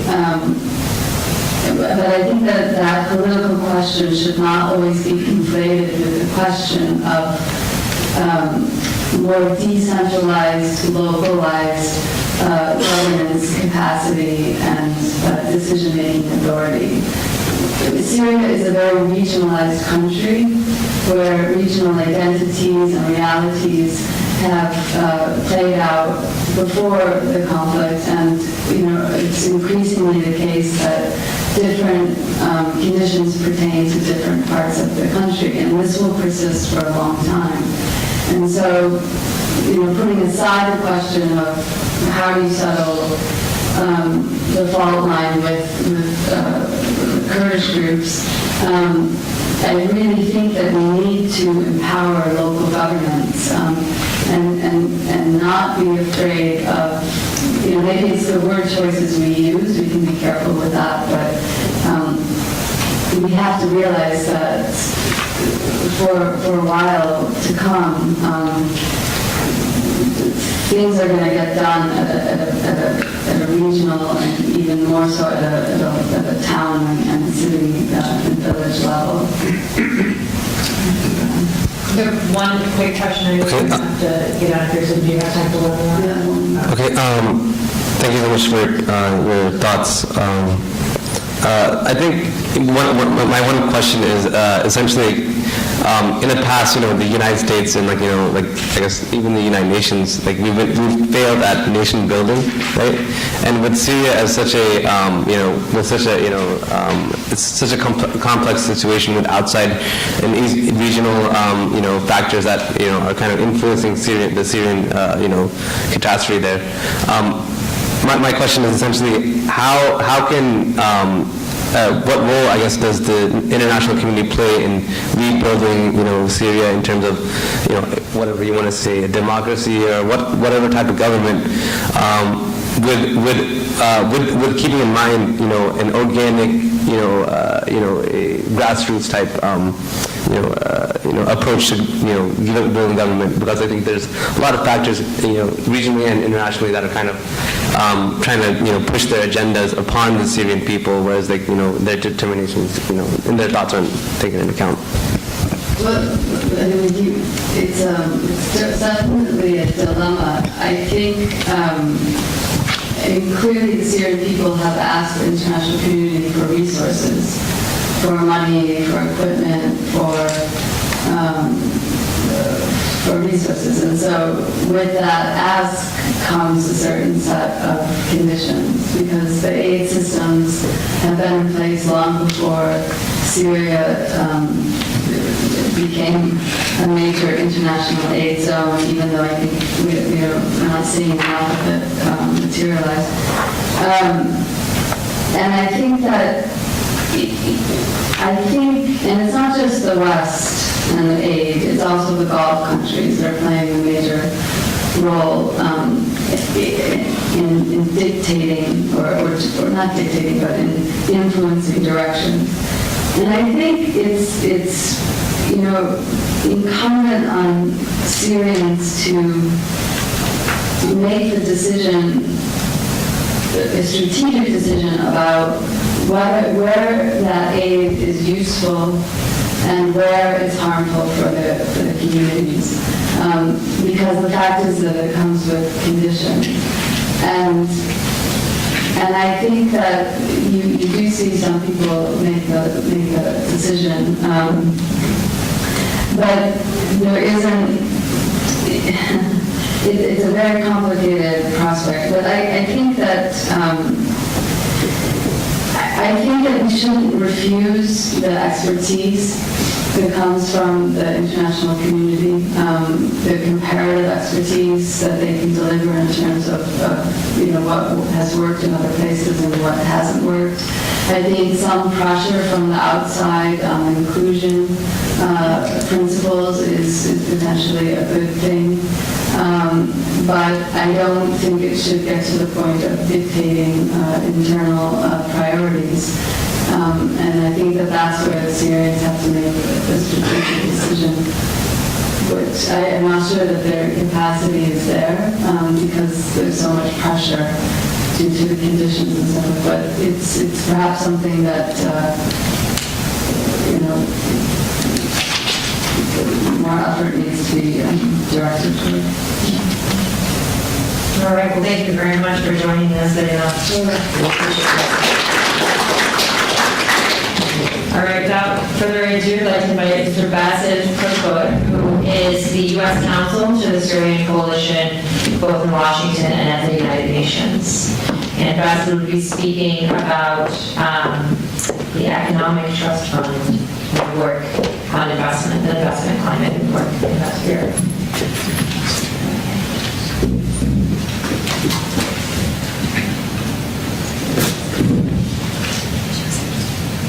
First of all, thanks to the Army and thanks to SRD and USIP for hosting.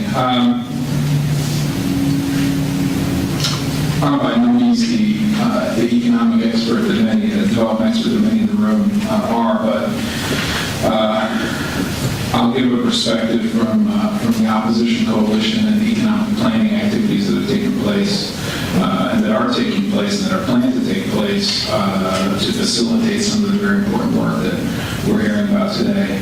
I don't want to go through and recount all the destruction and devastation. I believe on the agenda today or tomorrow there will be an opportunity to really go through that in detail, but it is obviously very important to note. But I want to touch on one aspect of it. Aside from development being actually damaged in Syria, and that involves tremendous damage to industry and to infrastructure, there's been a problem with the permanence of that destruction. What I need to say is not only has industry suffered by some estimates, for instance, one of the more prolific industries in Syria before the revolution, the textile sector out of Damascus has been estimated to be operating under 10% of its capacity compared to exporting nearly 60% in 2010. The destruction of factories, warehouses, and facilities, both by the nature of the military bombardment by the government, but also by destruction and looting by criminals and even some elements of the armed opposition.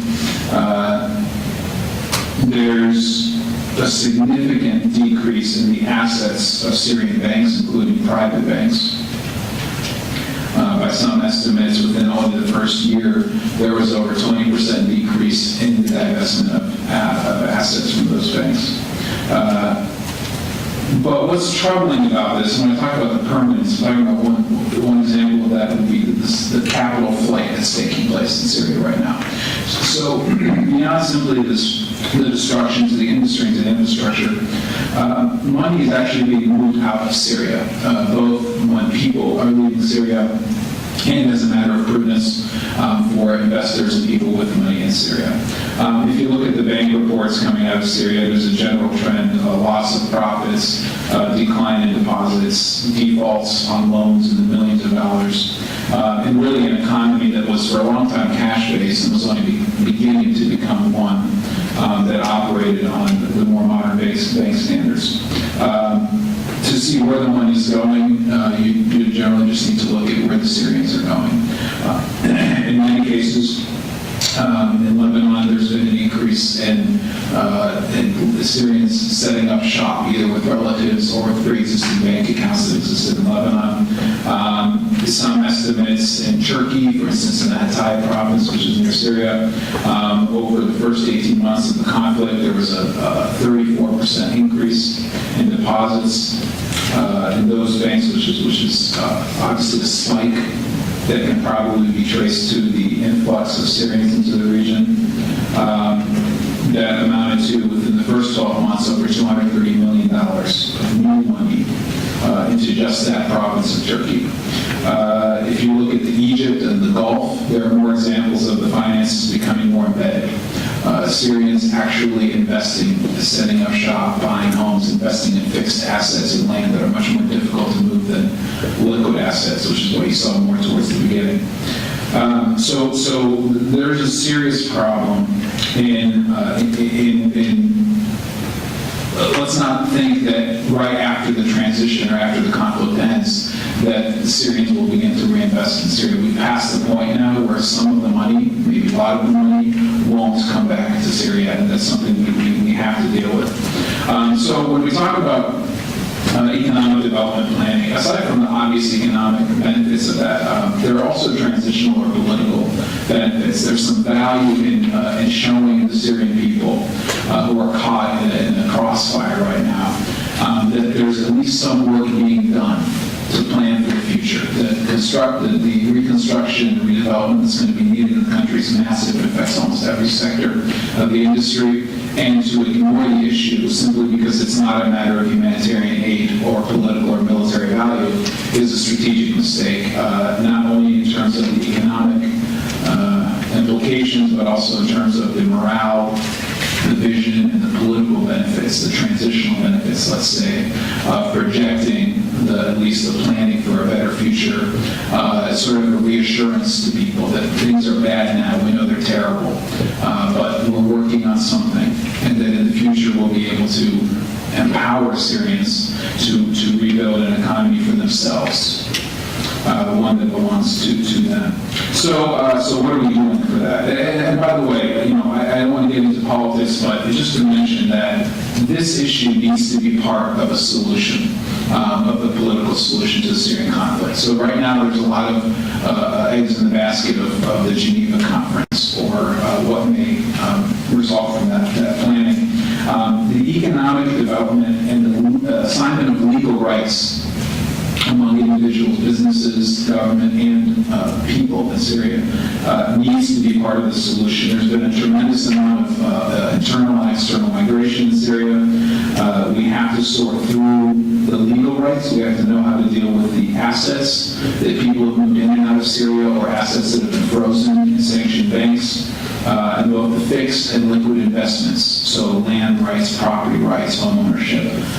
These are critical issues that have to be part of the solution, because they're going to underlie a lot of the local tension that will result when we try to do the repatriation and the rebuilding of the country, hopefully after the political solution begins to move in that direction, which may not be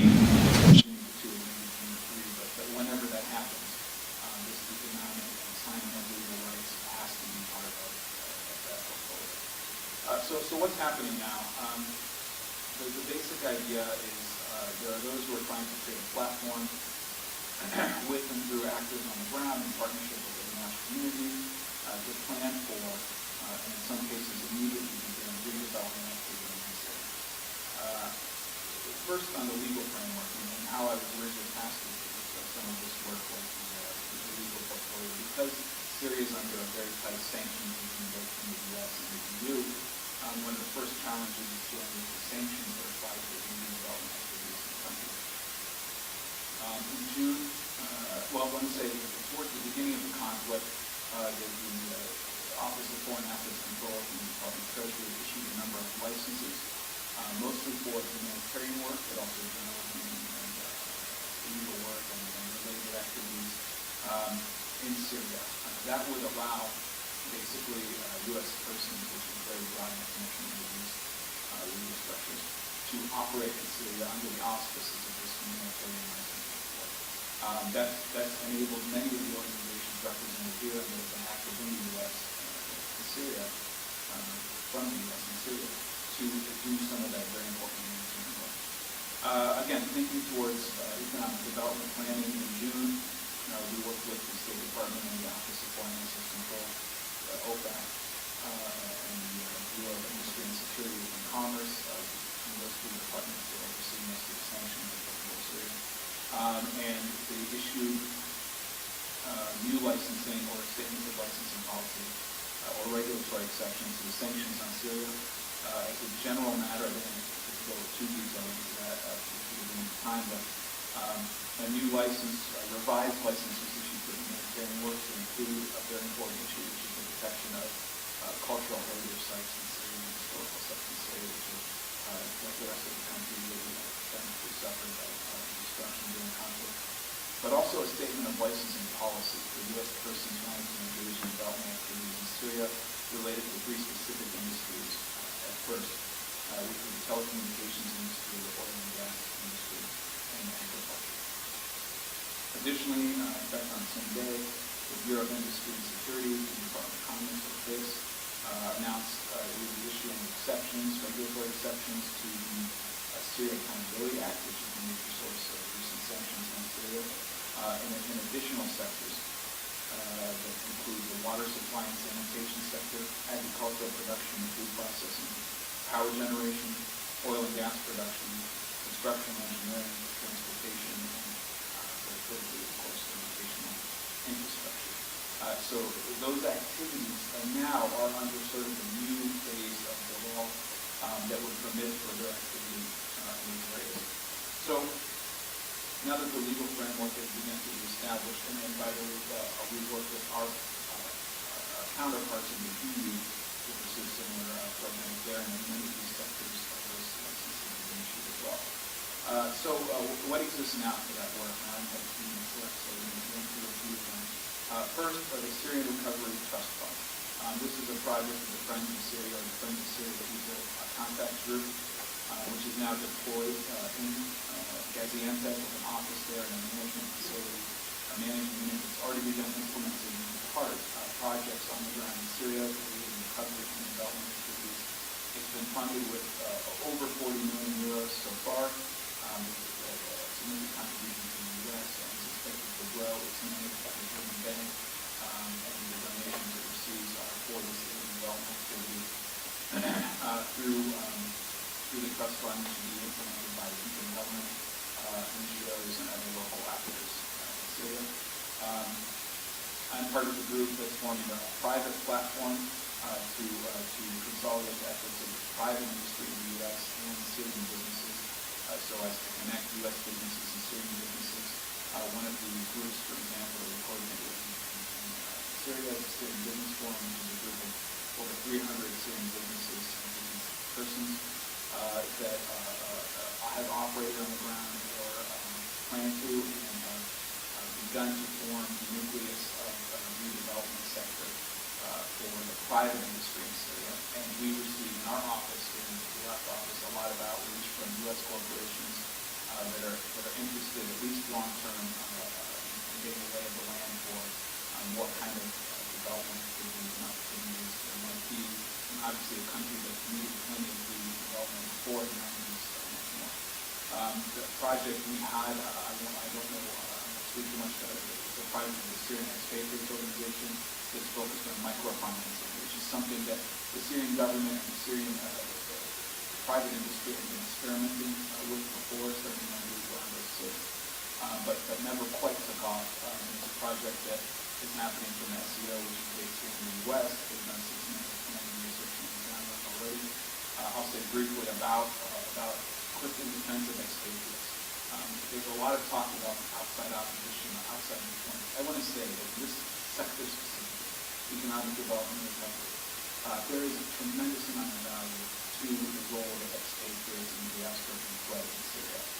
So not to be too derogatory about the political processes we hear all the time, but in the economic sector especially, where you have people who have been educated outside of Syria and Muslim institutions who have developed skills and capabilities in Western economies, that this is as good a sector and as good an opportunity as it can be for that kind of reinvestment in their home country or the country that they're going from. So there's a lot of value in that.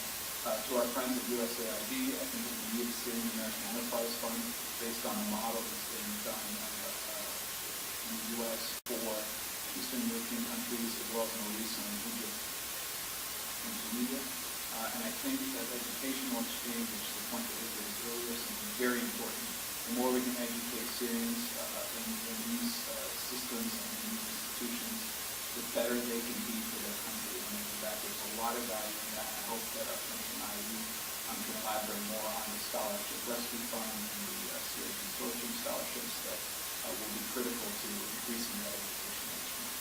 I don't want to go over the time, so if there are any questions, Thank you so much, Desmond. Does anyone have any questions in the audience about the economic trust fund or any of the other programming to start investing into Syria's economic future? Hello, my name is Musa.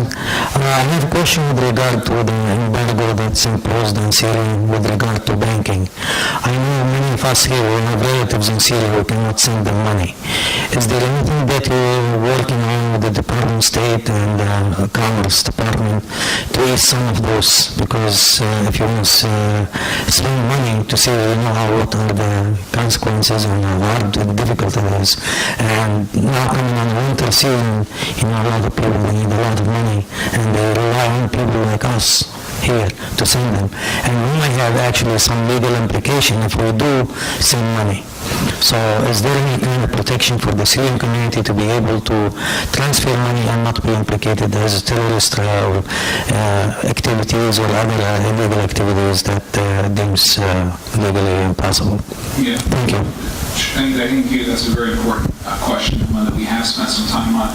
Technically, under the sanctions licenses that exist, personal remittances, meaning personal transfers to friends and family in Syria, are permitted. Now, practically, getting them done is a very different question, as you correctly noted. We have had preliminary conversations both with some in the private sector in the banking and finance industry here in the U.S.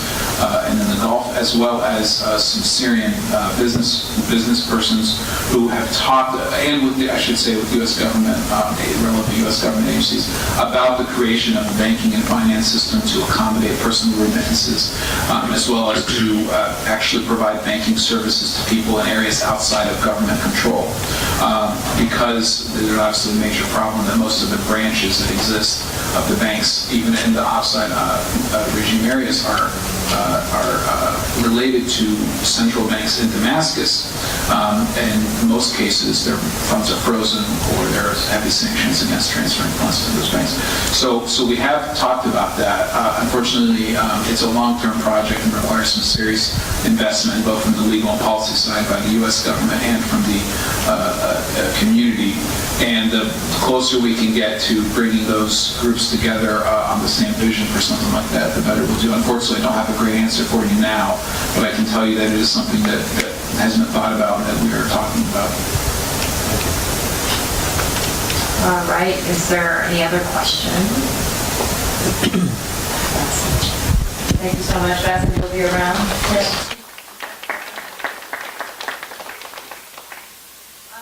As I mentioned earlier, we have the comprehensive statistical overview report, and we have with us Mr. Mohammed Ismail, who is the Director of Government Relations and Strategist at the Syrian American Council, who will go through it and present the report.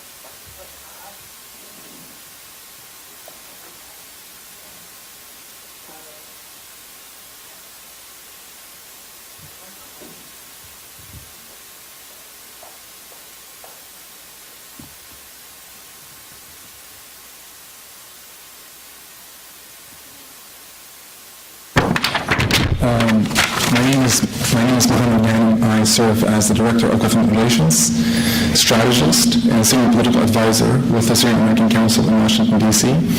I'm also a Research Fellow with the Syrian Center for Political and Strategic Studies in D.C. as well.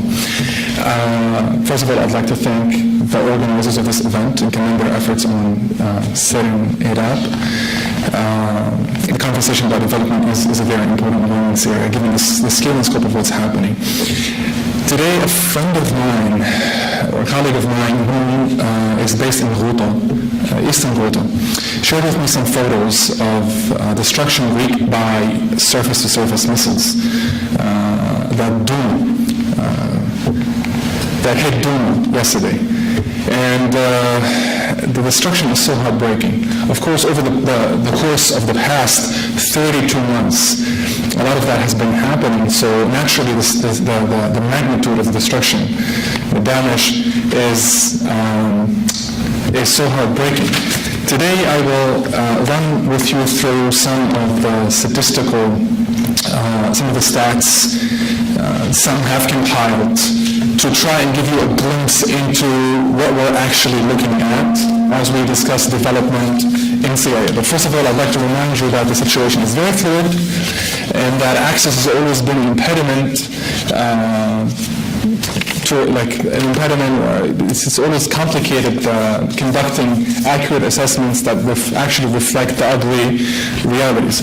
Let me start with, now because of the limited time, I'm going to run with you through the report, again, just to provide you with a glimpse, and I'd like to encourage all of you to get copies and go through the whole report. Let me begin with what matters the most, of course, which is the human toll. According to the Syrian Observatory for Human Rights, London-based, December 1st, they said that over 125,000 people have been killed over the course of the past 32 months, and that 8,770 of whom, those killed, are children. In terms of the refugees, there's also a huge, there's a relentless exodus of refugees. We have about 2 million, more than 2 million, in fact 2,225,000 people registered as Syrian refugees with the United Nations. About 80,000 people are awaiting registration.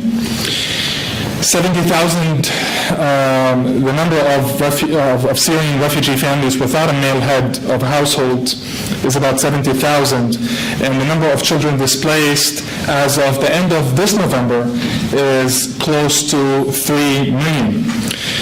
When it comes to the IDPs, this report says about 4.25 million estimated total number of IDPs, but if you check out the report by USAID, it actually says about 6.5 million people have been internally displaced because of the conflict, and the total number of people in need of urgent humanitarian assistance is about 9.3 million. Now let's move on to education and schooling.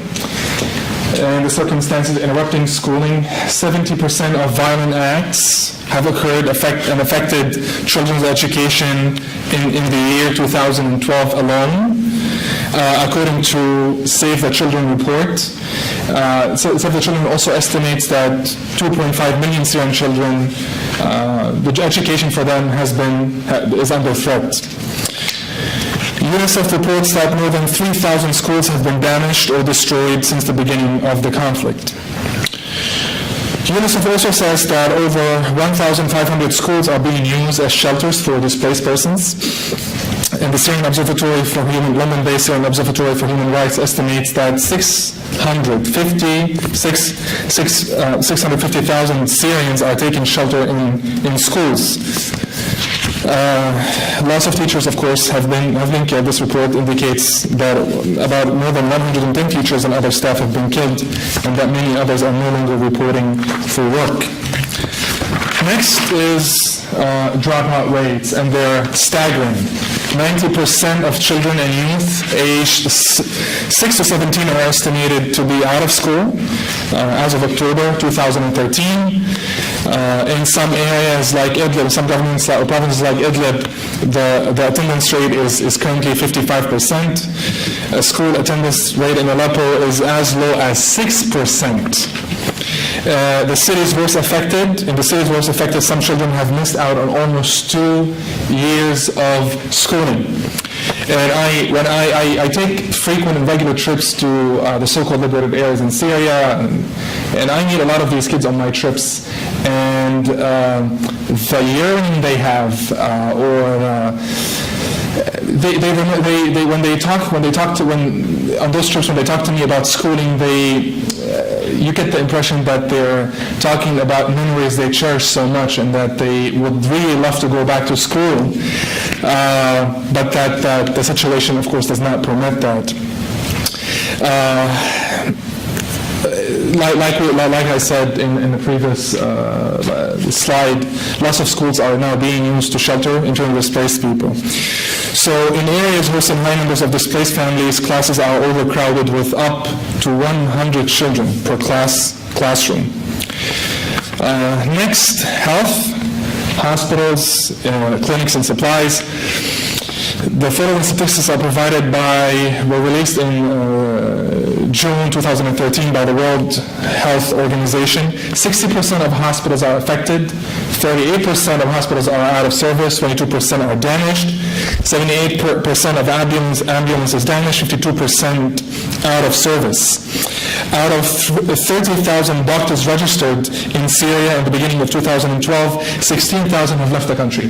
When I was in Aleppo in October of 2012, and at the time 40% of Aleppo was under the control of the opposition, I met with, there was a civil administration there that had come, that had been established by average citizens in Syria coming together to help their communities and provide basic goods and services. I remember that they were running 8 underground field hospitals with 38 doctors and 42 nurses and paramedics, and catering to a population in the millions.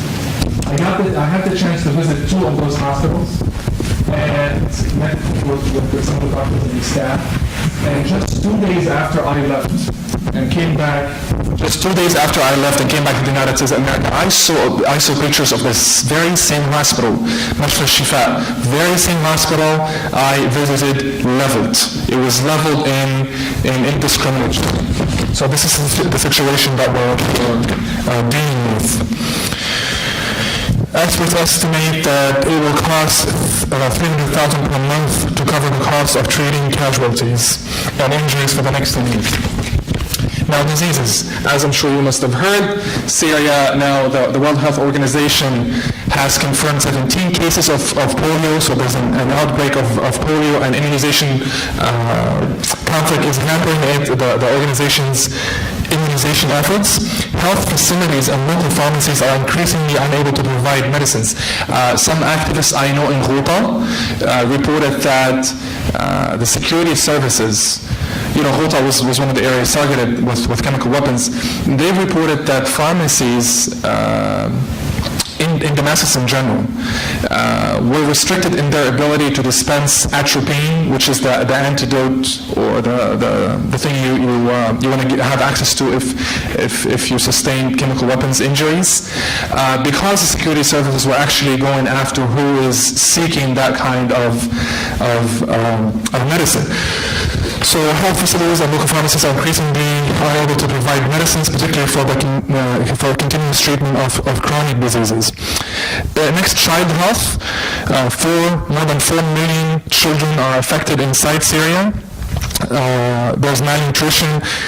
In September 2013, a doctor in Hama told the United Nations assessment team that his clinic received 30 to 35 children a day with cases of malnutrition ranging from anemia to moderate acute malnutrition or severe acute malnutrition. In December 2013, Doctors Without Borders reported witnessing a shocking number of babies born in Syria with severe birth defects. UNICEF says over 4 million children in and outside of Syria are at risk due to the ongoing conflict. More than 2 million Syrian children have been affected by trauma, malnutrition, or disease, according to Save the Children report by Save the Children.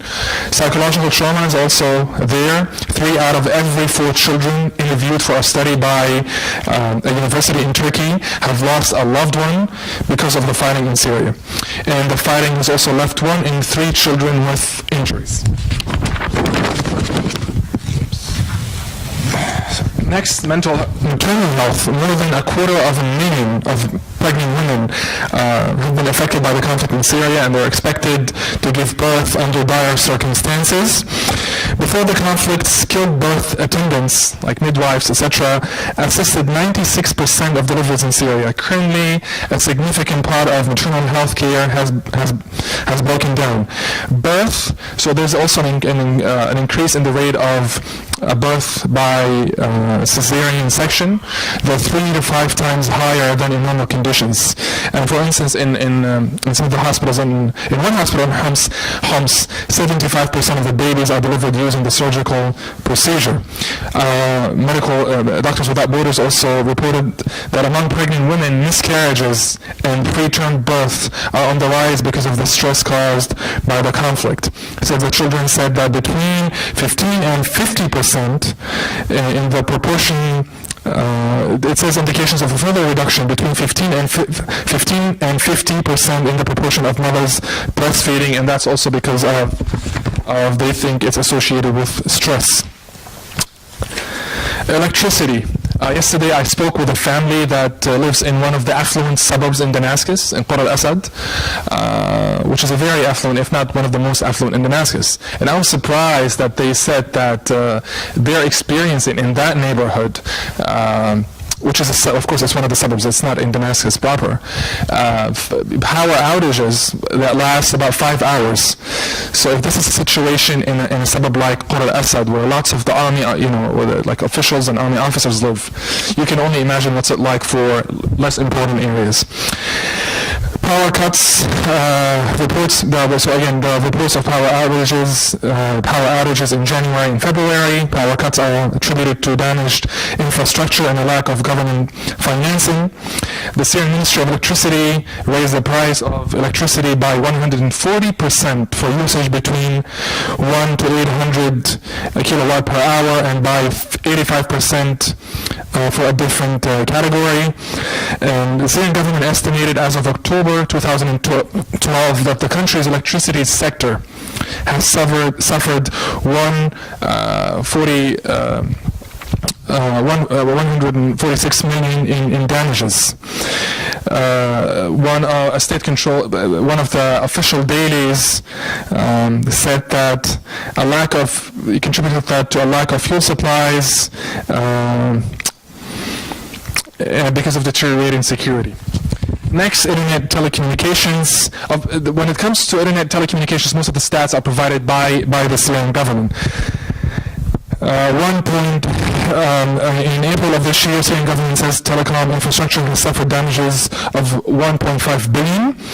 The government also says that 95% of ground and air networks have been harmed due to exceptional circumstances, theft, explosions, and that as the end of 2012, another Tashrin, a Syrian daily, said that 700 million Syrian pounds in damages have been done to the telecom infrastructure in Damascus and its suburbs. Next, and quickly, because I'm running out of time, internet damage to cables and electric grids and a lack of power supply is hampering mobile communications. Internet and phone line connectivity was down in Asweda, a province in southern Syria, for about 2 weeks in July, and only dial-up connections are available. And every time we want to talk to activists to get from them reports, etc., it's always a pain in the neck, because they have to deal with dial-up connections, and most of the time the connection is horrible. Only around 20% of Syrians have access to the web, and those that do typically have to deal with power outages, slow service, or blackouts. On May 8th, Syria experienced a nationwide internet blackout that lasted 19 hours. Next, water shortages, according to UNICEF, which has provided regular reports on the status of water supply in Syria. Water pumping in Deir Zor is down by 90%, water pumping in Damascus by 20%. In lots of those communities, people depend on trucking, on water trucking, but water trucking is not very affordable. It costs about $15 for a family of 7 for 15 days, which is unaffordable for some of the most vulnerable families. Water and sewage infrastructure has been severely impacted by the crisis. An estimated 35% of water treatment plants have been damaged. Many government boards no longer function, including the water establishment of Aleppo, Deir ez-Zor, and Homs. Next, sewage. Like I said, solid waste management has been severely affected too. A number of rubbish collection trucks have been stolen or damaged. Staff members have been killed. Next, food insecurity. Approximately 4 million people are facing food insecurity. Most vulnerable groups include the internally displaced, small-scale farmers and hooters, casual laborers, etc. On December 3rd this year, the International Federation of the Red Cross and Red Crescent announced that 1 million Syrians in crisis-stricken or ridden areas do not have access to food aid deliveries. Syria's food producers face high costs of production, reduced availability of inputs and labor, reduced government support mechanisms like loans, etc., and damaged agricultural infrastructure and machinery. Food markets also seriously disrupted. Higher prices, food access is compromised due to lower quantities of food in the markets. World Food Program is not able to scale up its assistance to the growing number of people in need because of a lack of funding, difficult to access to conduct assessments.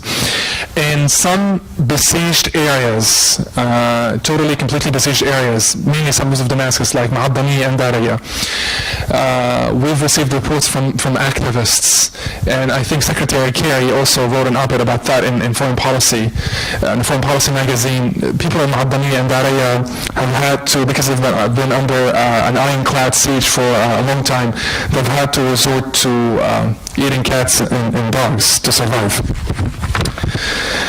Wheat and bread is an important part of the Syrian the diet, and because of that, the Syrian government runs or is in charge of that. And there's also reduction naturally in the production of wheat. You can go over the statistics. The same applies to animals and livestock. Livestock sector has been seriously depleted by the ongoing conflict. Poultry production is down by more than 50% compared to 2011, and the sheep and cattle numbers down approximately 40% and 30%. Of course, I think now it costs 5 times as much to purchase a pound of meat in Damascus in comparison with last time I was in Damascus, which was August 2010. Then basic agricultural crops, irrigated crop production like wheat, barley, cotton, other crops severely compromised by damage to irrigation, canals and pumps, lack of spare parts, power cuts, higher cost of diesel.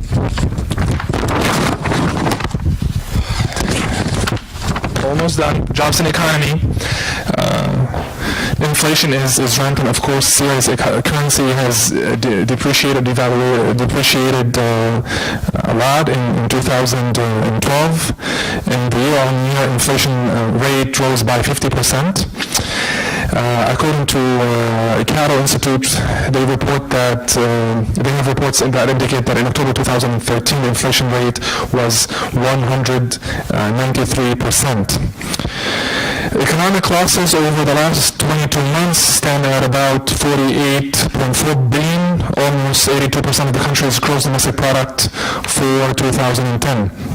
A study by the Rafiq Hariri Center at Atlantic Council says that the Syrian economy is in total disarray, stating that Syria now has all the characteristics of a collapsed economy with falling economic activity and trade, inflation that is likely to move into hyperinflation, and the government finances its spending through printing money and a currency that is depreciating at a breakneck rate. There are also statistics about the number of people out of a job. And I'll conclude with rebuilding and sexual violence. Syria will need approximately $45 billion to fund reconstruction efforts. A team of United Nations experts estimates that the 28-month civil war will cost $80 billion in reconstruction costs so far. sexual violence. United Nations said that rape is being used as a weapon of war, in Syria, and the Women's Media Centers and the Women Under Siege project. I'd like to encourage all of you to go online and look up Women Under Siege. They have good statistics that will give you a glimpse into the situation, because they too don't have the access that they need to enjoy. So they did some research on that. They did interviews. 80% of the cases they studied included female victims between the ages of 7 and 46.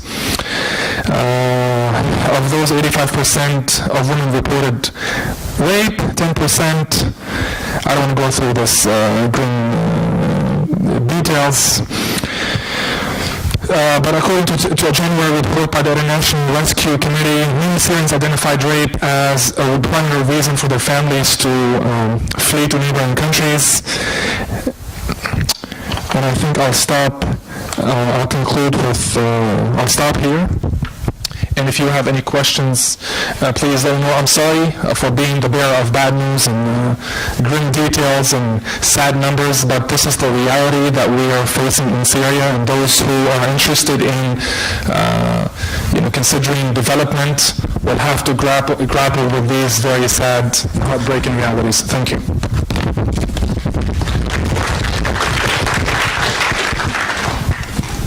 And I know we have a few questions. I would say just in compiling and helping look through the research, there's a really big information gap, and I know that our researcher is with us today, and I think that's one of the questions that we've been working with several people with SRD is really figuring out how do you make statistics more readily available, because oftentimes development dollars and project dollars are tied into statistics and being able to have measurable impact. And when you have research reports that have such a large gap in information and absence of information, it becomes really hard to justify putting dollars to a project, and sadly that's how most philanthropy funds operate and institutions operate. So I don't know if you guys have any questions about the report itself or about the research that's in it. I will say that this is based on a compilation of U.S. And English-based kind of major NGOs, including the United Nations, USAID, and various other places. There are reports that are in Arabic and not translated into English that we didn't necessarily sift through thoroughly, but there's a lot of room to expand research in this area, and I think it needs to be emphasized and done, because a lot of the donor community that we've met with is asking for those concrete statistics. Did you have anything to add on that, or are there any questions? I know the microphone. Okay, go ahead. I'm Charles Ferrari. Is it true that some of the Syrian refugees in Turkey are learning in Turkish books? I wouldn't be surprised. Not that I'm aware of, but I wouldn't be surprised. I think, in fact, if you've been to Turkey before, one of the frustrations I encounter every time I go to Turkey is that it renders all of my linguistic abilities useless. Unless you speak Turkish, it's always difficult to communicate. In fact, once I had a fight with an argument with an airline officer, because he wasn't able to communicate with me in English or in Arabic, and he said Turkish, and I was like, sir, excuse me, I don't speak Turkish. So I wouldn't be surprised if people, if the Syrian refugees are trying to learn Turkish, because that would help them survive in Turkey. I'm not aware of but I can't speak to whether or not there are actually sustained efforts to educate them via the Turkish language. I know of a number of schools set up by Syrians and other, especially the diaspora community, that are teaching them in Arabic, but I think they're also including some Turkish, because like I said, it's a country you have to survive in, and that's a language that is spoken there. I'd be curious to know though, or is that a commonly circulated thing, or is that an extent of that? Well, I've learned that they're having a problem finding educators. So they're using not only Turkish books, but they're using Turkish instructors to teach those kids. So those kids will be learning less Arabic and more Turkish, which is a pretty serious problem.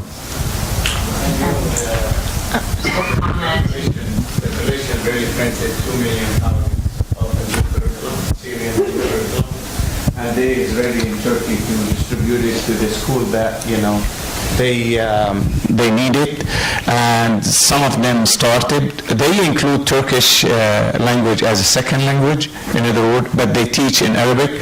I don't think we are involved in education forum to discuss how we can move the education to address the education issues. There are many schools in Turkey right now, but we don't have lack in educator, by the way, but we have lack in supporting those efforts and so forth.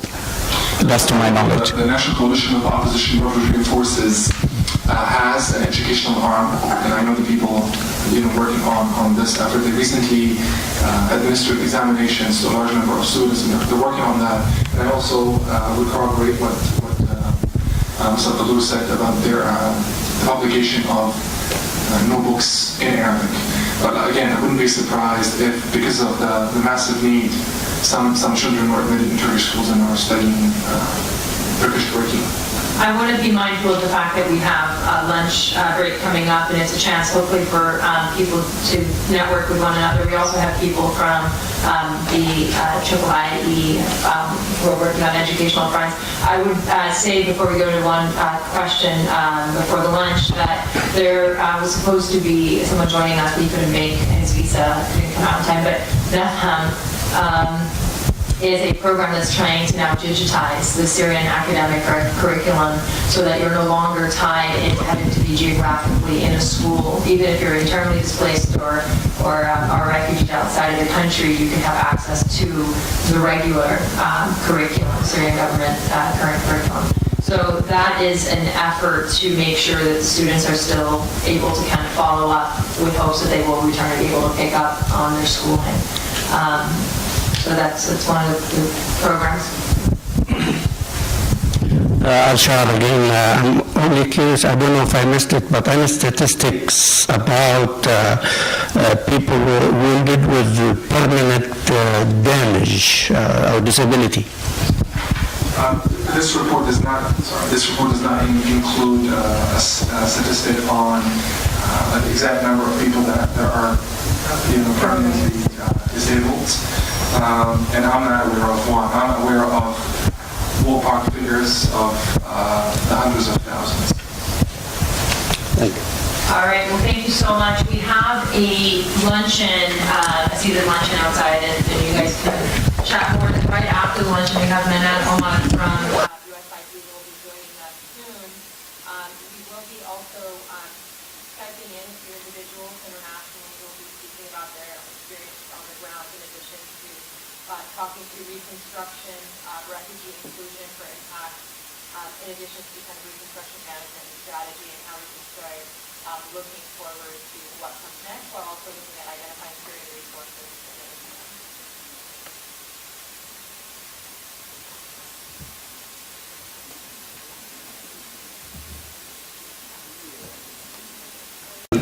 Law that came up in 2008, and they have like ready-mix concrete to fabricate lots of construction material, and also they have the hollow core factory is ready.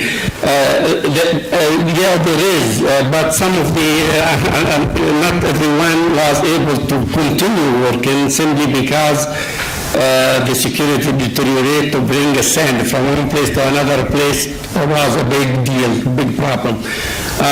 Prices gone so out of hand. You fabricate something and you cannot make a profit out of it.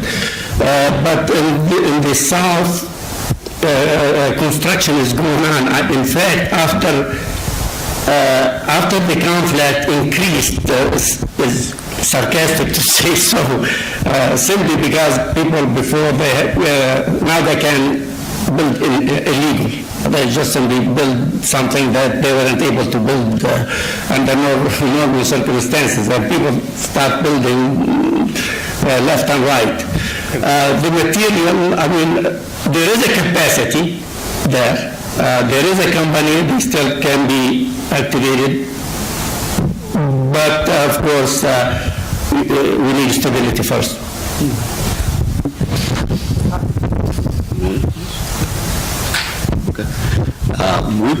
We talk primarily about reconstructing basically after the conflict is ended. Considering the conflict is ongoing and there is no end in sight, hopefully there will be an end on sometime down the road. But at the same time, there's a few million refugees outside Syria right now, and several millions inside Syria. There are cities, like Homs, like 70% completely destroyed. And this is a city of 1.5 to 2 million people, basically. You're talking about basically several million people coming to no homes.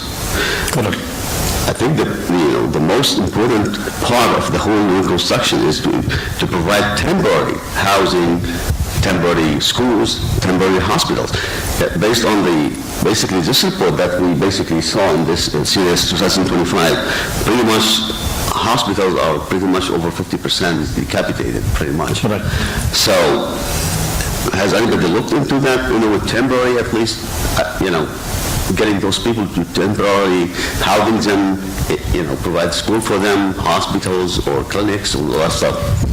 Well, school and hospitals, it's a different, we have two things here, really, housing refugees and the schooling, I do believe schooling can be handled, is less of a problem because there is some public buildings are still available there. So somehow it can be managed. As for housing refugees, I can give you a plan, a proposal. I can tell you in 6 months I can build 500,000 unit, provide that I get the resources, and the fund necessary. But who's willing to do that? And honestly, I tell you, this is the importance of this conference. I like to see toward the end that contractors sit together and say, well, this is what we need, and submit a proposal to someone. Can you fund this one? Can you do this one? Because this is going to expedite the process. Instead of waiting 2 years or sitting there doing nothing until you could start from now, even before we come to a resolution. Fortunately, those are mostly political decisions rather than...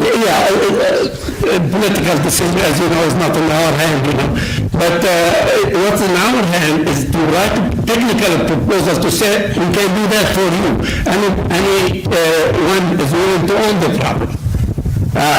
Maybe you find no one, but maybe you find someone to say, yeah, this is a good approach, will help resolve the many issues, and then we'll be more ready for some more other important issues. But it's a big challenge, yes. If we don't do anything about it, the refugee is going to be 1 year, 2 years, maybe after we start reconciliation here. That's true. Yes, I would just follow up with his question. Let's assume, and that's maybe can be the takeaway, or we can build on from this conference, that the crisis stopped now, and how we can address or prioritize the issues, because there are, from your perspective, from your experience, because we will have many issues need to be addressed immediately, and there some can be postponed and rebuilding is going to come after and so forth. And maybe that kind of, we're talking about roadmap, maybe in the discussions after, I think tomorrow, when we have roundtable discussion and so forth, and build those vision.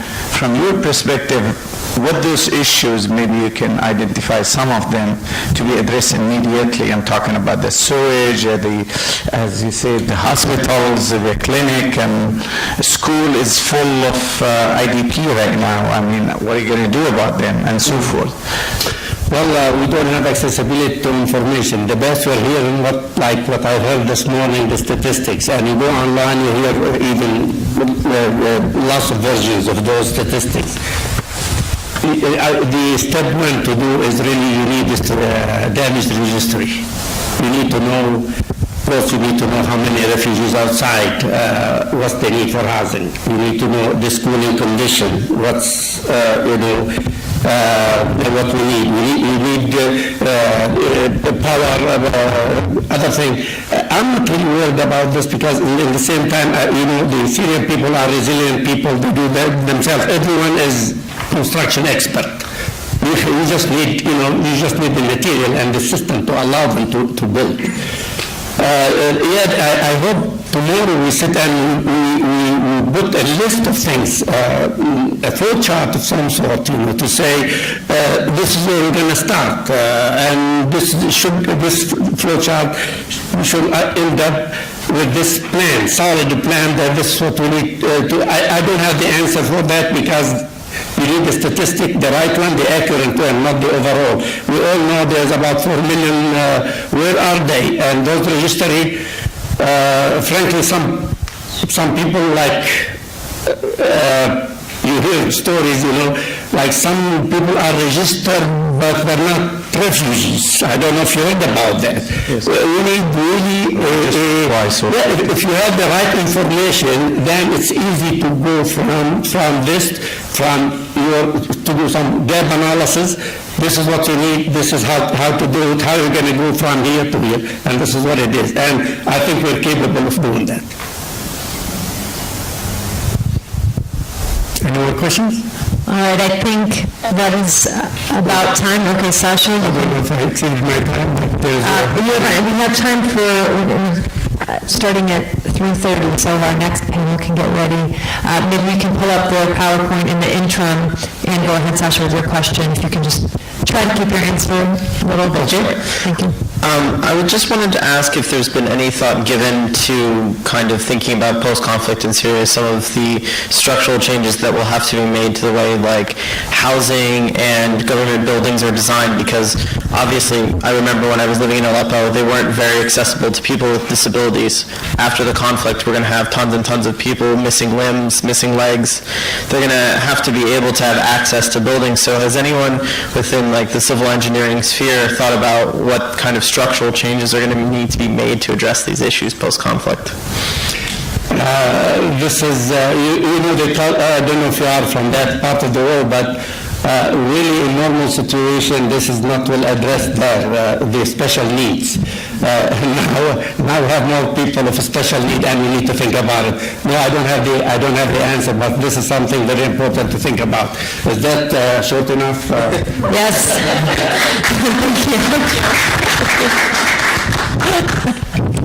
All right, next we have Daniela, and I believe you guys are co-presenting, and James King, and they're both from the Institute for International Education with a presentation titled Syrian Higher Education in Crisis, Providing Emergency Assistance and Educational Opportunities.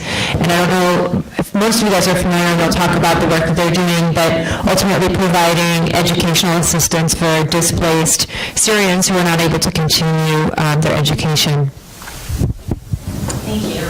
You guys. Hello, everyone. How are you this afternoon? They have a clicker. Good.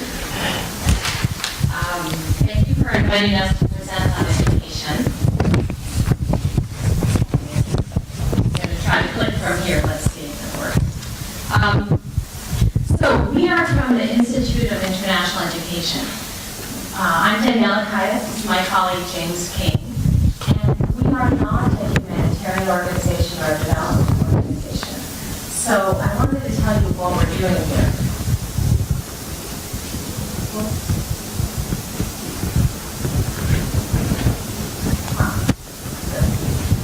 You should have a monitor. You have.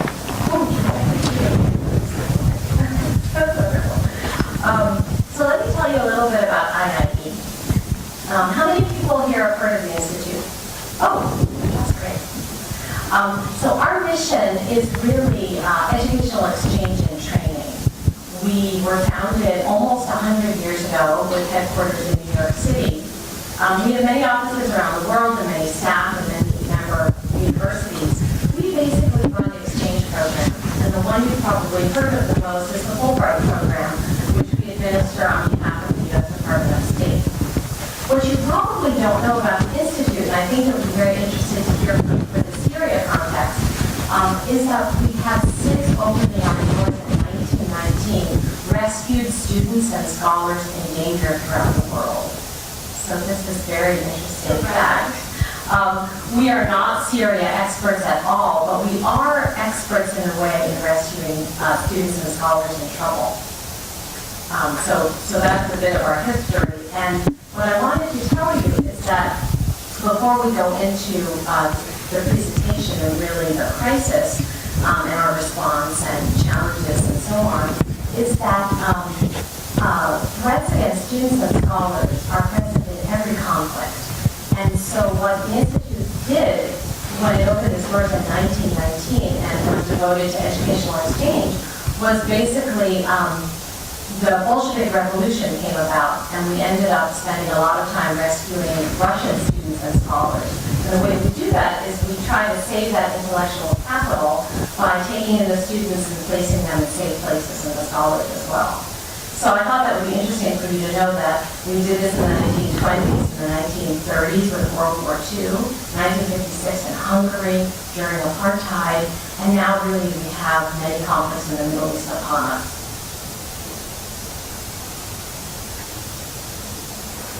So we'd like to take you quickly through these 4 points. The crisis from the higher education perspective, and again we're talking about not primary and secondary education, which is sort of a little bit addressed in Syria, but higher education, which we feel is not addressed at all. We want to tell you quickly how IIE is helping, and then James is going to speak about the challenges we face and some solutions, and then finally we have a top 10 list for you at the end of our presentation. Our top 10 recommendations for helping in Syria through higher education. So what's happening in higher education? As you might expect, it is a complete catastrophe. Somewhere between 10 and 30% of Syrian scholars have fled the country. Hundreds of thousands of Syrian university students unable to attend. 50,000 Syrians unable to take their baccalaureate exams, so you've got lots and lots of displaced academics and displaced students. Not focused on at all, but within the refugee population are large numbers of university-age students. This is not focused on, but we have done some studies in cooperation with University of California at Davis, and we have found these people, and they are in the camps and able to go to higher education, but there's no access. Inside Syria, and this is something that James contributed, I like this. The relevant question is not so much how many universities are open. Some are open, some are closed. It varies. But the relevant question is really, can there be safe access to them? And the answer to that is no. So, what do we do? What have we done at IIE faced with this crisis that started 3 years ago, but I would say we became very concerned about 2 years ago. So here's what we've done. IIE has a program called the Scholar Rescue Fund that we started in 2002. Because of our history of always having to respond, we started a dedicated fund that rescues threatened academics from any country and any field in the world. So since 2002, we've rescued 525 scholars from 50 countries, which is pretty amazing and sad when you think about it. This map is actually a little bit old. You'll see the hot spots in this map, and I think this map was done about 2 years ago. The hot spots are Zimbabwe, Ethiopia in Africa, and Iraq and Iran. And if we had to redo the map today, Syria would be right up there in the red zone. How do we rescue scholars? I'll give you an example from Syria. A very promising young academic from the University of Homs was very threatened at his university for his political work, and plus his labs were destroyed there. And so he fled to Turkey, left his young family back home, and applied to our program. We gave him a fellowship for $25,000, and we found a safe host university in the United States to match the fellowship. He was able to go to the U.S. to take up the visiting position and eventually bring his family. So that's how the program works with a Syria example. What's happening with the Syrian crisis? Well, we've had more than 100 full applications in the past 2 years. We've given 43 fellowships to 36 scholars. Our program is completely global, so a scholar from any country can apply, but last year, half of the grants went to Syrian scholars. Many academic institutions have hosted them. We will place scholars wherever they are safe. And you see some examples of the fields. They're coming from all different fields, from the sciences, from the arts. We have a very prominent scholar of neuropharmacology in Florida at the moment who's doing really exceptional research on breast cancer and schizophrenia. And in case anyone is from university, and I'm looking at Robert Templer here, here are the scholars we have on fellowship currently seeking hosts. So this is really interesting for you to see because this is our real life program right now. These scholars need hosts, and you can help by, if you have any recommendations for a host university who would take them in. So we're helping by rescuing scholars. We've also started a new program to help students. I want to tell you about the IIE Syria Consortium for Higher Education in Crisis. So this is a program where we try to implement a simple idea. What if every university in the world gave one scholarship for a Syrian student? We could help them all. We could keep them all in education and keep them learning so that when the crisis ends, that Syria will have the future leaders it needs. That was the concept. We started it a year ago. About 40 institutions joined, including Central European University, so thank you for that. And the result was very interestingly, we had 40 institutions and 150 scholarships, and we got 5,000 applications from Syrian students. Most of the matching could not happen with that volume, but we were able to bring 70 Syrian students to the U.S. on scholarship this fall. For 2014, we joined forces with other partners. We have a goal of 600 scholarships, 300 in the Middle East region, because we know it's very difficult to bring Syrian students from the region or from the country all the way over here. 100 in North America, 100 in Portugal and the EU, 100 in Brazil and Latin America. So the consortium is like a big tent. We invite everyone to come under and join our effort. Our founding partners are JSOR, Syrian organization, Illinois Institute of Technology, and the Department of State. And we've added partners this year, including a very interesting initiative called the Global Platform for Syrian Students based in Portugal, trying to sign up scholarships all over the world. Here are some examples of universities that are members of our consortium. And here are the students we've helped. So the top photo are students arriving from Damascus to Monmouth University in Illinois. The photo on the bottom are all the students at Illinois Institute of Technology. So I have one more idea to talk about, and then I'm going to turn it over to James. So we're helping by rescuing scholars. We're helping by providing scholarships for students. We have a new idea we want to share with you. Oh, I'm sorry. Before I go to that, this is the place where you can really help us. If you go to IIE.org/Syria, we recently launched a new round of scholarships. So really applications for scholarships. We're asking Syrian students to fill out a survey to try to connect them with resources that we have. So in addition to the scholar fellowships and the student scholarships, we have free online courses from Kaplan, for example, for test prep. And we hope to connect students to resources in the refugee camps and in the region. That's what I'm going to talk about now. So we're looking for Syrian students to fill out the form. We're looking for host universities to participate and sign up for more scholarships. So there's my little advertisement. So finally, I'll tell you about this new idea that we have. It's kind of a long name, the Syrian Scholar Rescue and Refugee Student Education Program. We were calling it at one point University in a Box, and maybe we'll go back to that, I'm not sure. But the idea here is that we've got this human capital of Syrian scholars and we've got these displaced students.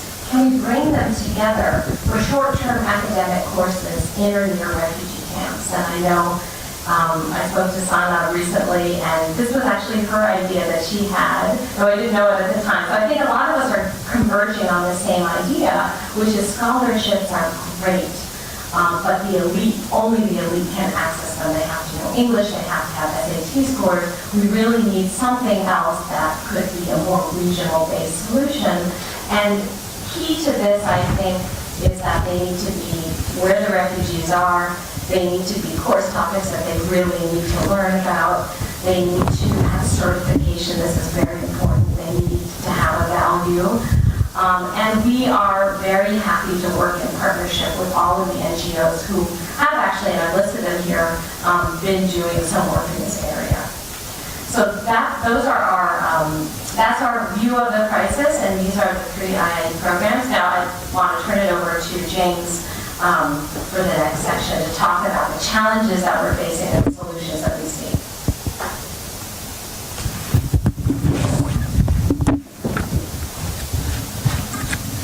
Thanks, Danielle. Can you all hear me? Okay. So,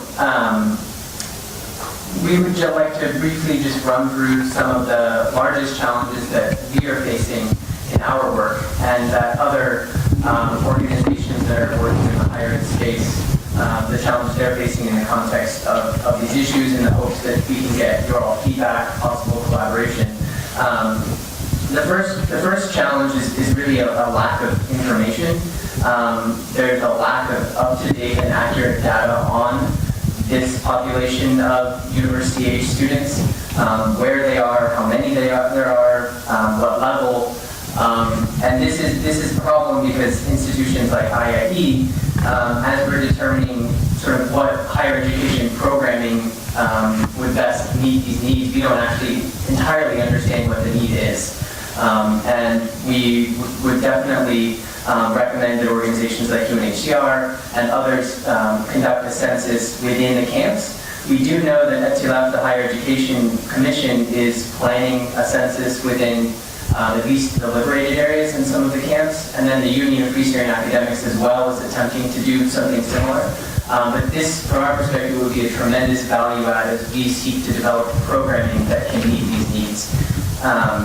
The second challenge is just the lack of coordination and communication amongst programs that are serving Syrians' educational needs. There's a real need to develop a mechanism whereby we can share knowledge, share experiences, and in addition to that, inform Syrians who we are working with about other opportunities.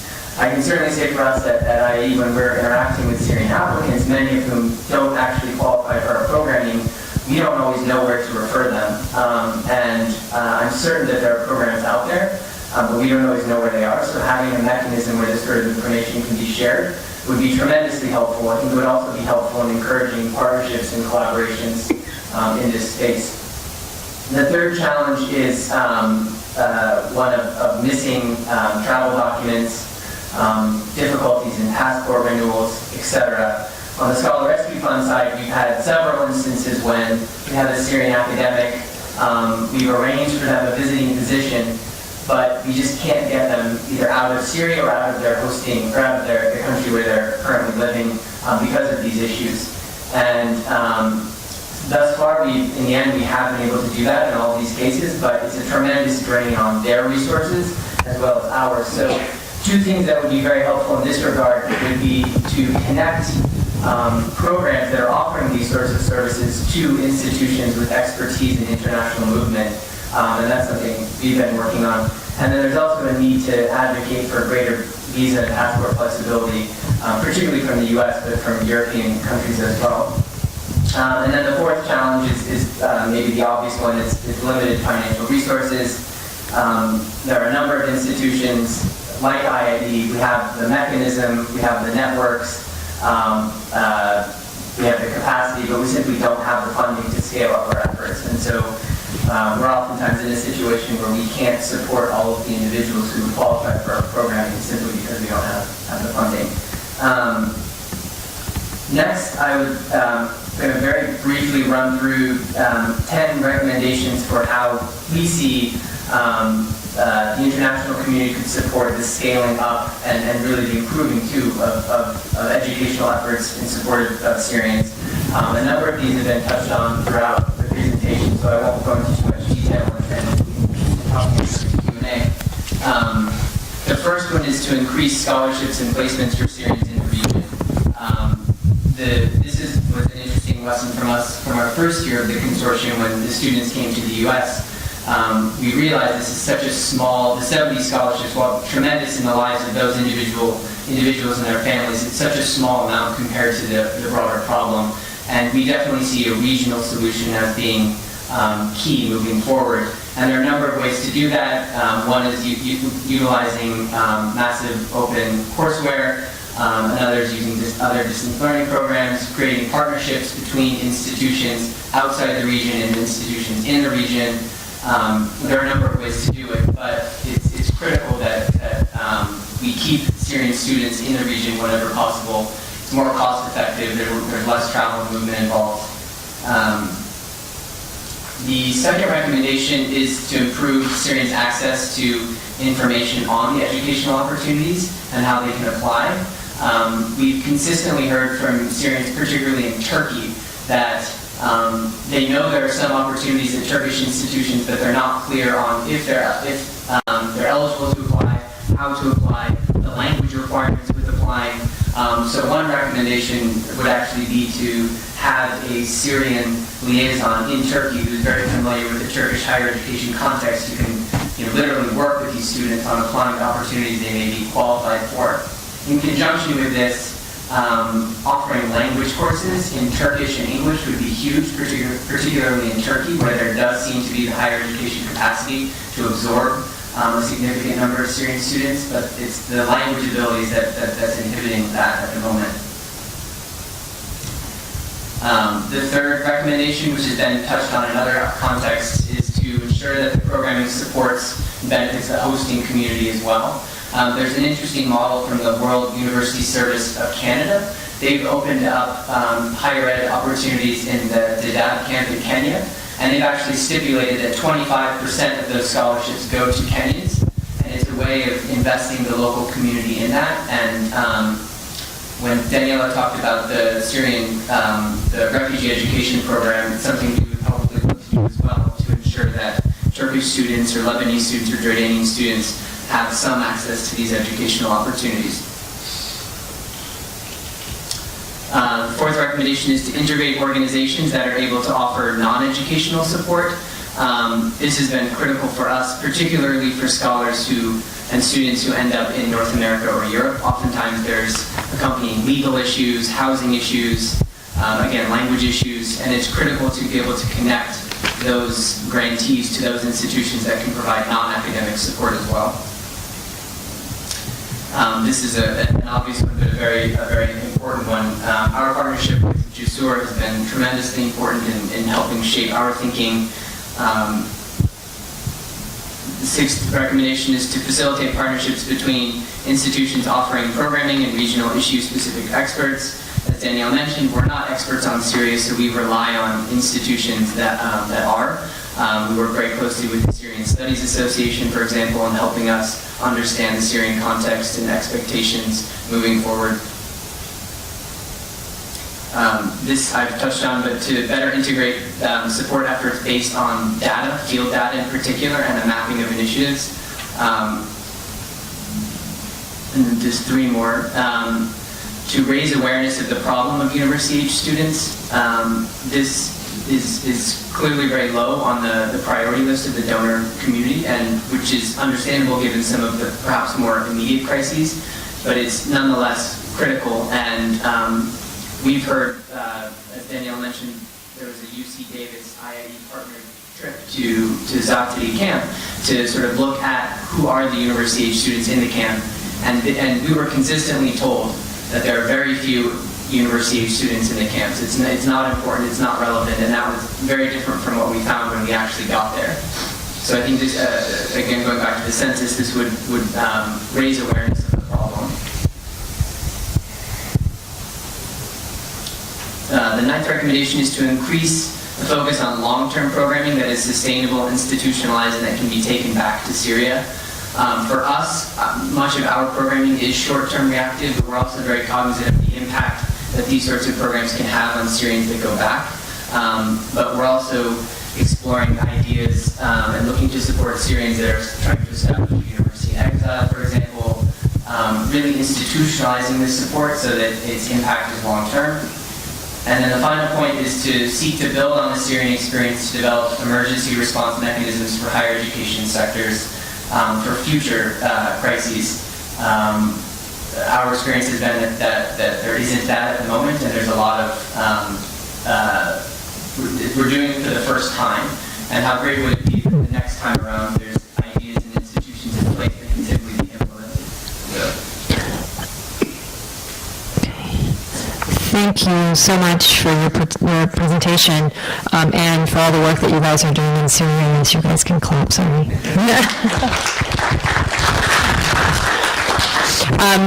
I have time for simply one question, and because we do have somebody on Skype waiting for us from overseas, from Dubai. So do we have a question from the audience? And Sana, okay. Do you guys want to just quickly please keep them very concise because we do have somebody, and it's 1 in the morning, their time. Hi. Do you have a plan or idea how we're going to assess your success in Syria later? Sure, we do. With the Scholar Rescue Fund, we have a couple of objectives in how we assess the success of the program. The first very clear objective is, are we able to rescue threatened scholars and make it a brain save instead of a brain drain? The second measure of success that we learned from Iraq is, are those Syrian scholars able to teach Syrian students in some way? Are they keeping connected? And the third, of course, is, do they return? And that is the purpose of the program, actually, to keep these academics safe near the country so that they can return. So those are our objectives. Thank you.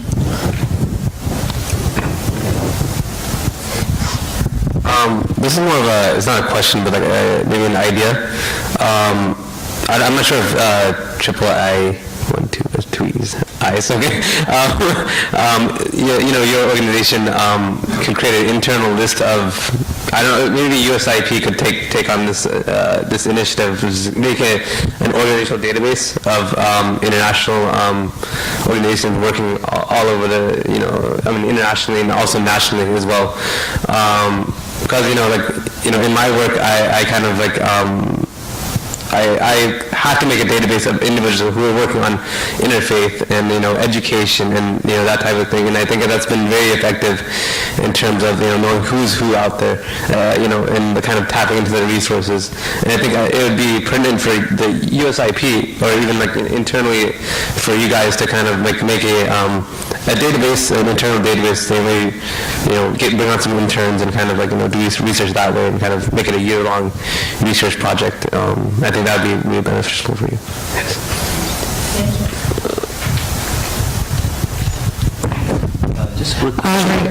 I'm so sorry, but the our Skype conversation is waiting.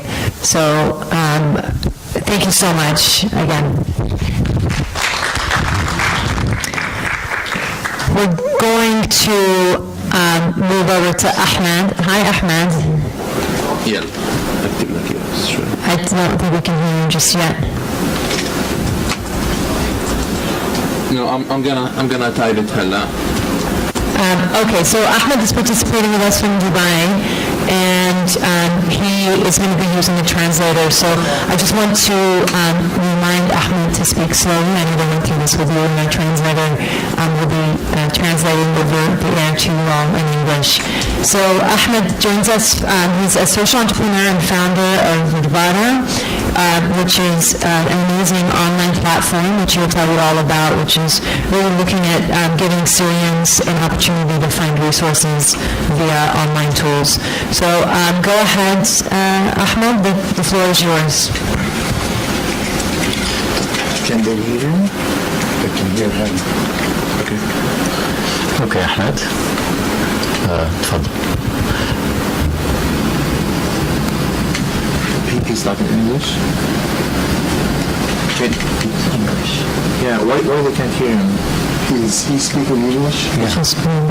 He is? Yeah, for a little bit. Yeah. ليلى احمد بس معنا المختص مهندس صوت.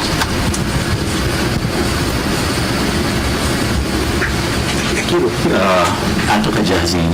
تفضل. Hello. Yeah. سامعينك. Hello, good afternoon, ladies and gentlemen. This is Ahmed Boubilbi, Dubai founder. I'm very happy to join you today in Syria 2025. Actually, I'm very proud for all the people here. I will continue in Arabic. It's more comfortable for me. يسعد مساكم جميعا. كتير تجربة حلوة اليوم نكون مع بعضنا كلياتنا لحتى نأسس شيء كتير مهم. والأهم من هاي البلد كلها أكيد ما في أي شيء مهم من موضوع إنه نحن بالفعل نقدر نبني بلد. بكل فخر.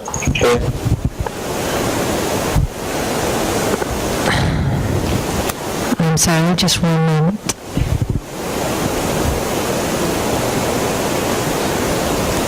إذا سامعني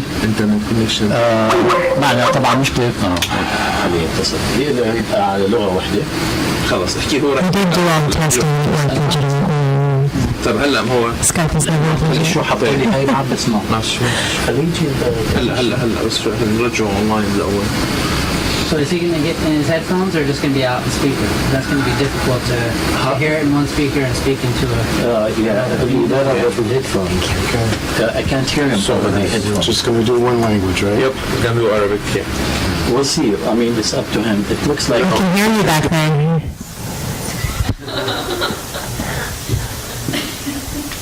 Oh, they just muted us.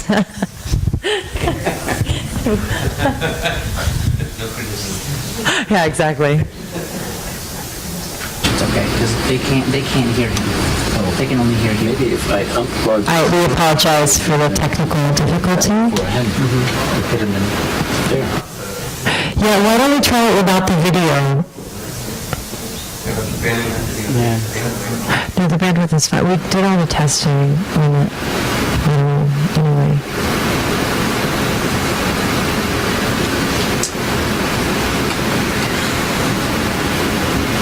All right, well, I will go ahead and make an announcement while we have a roll down period that breakfast and coffees tomorrow will be here.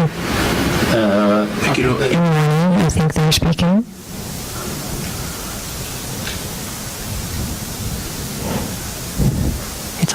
It's like 1 in the morning for him or 2.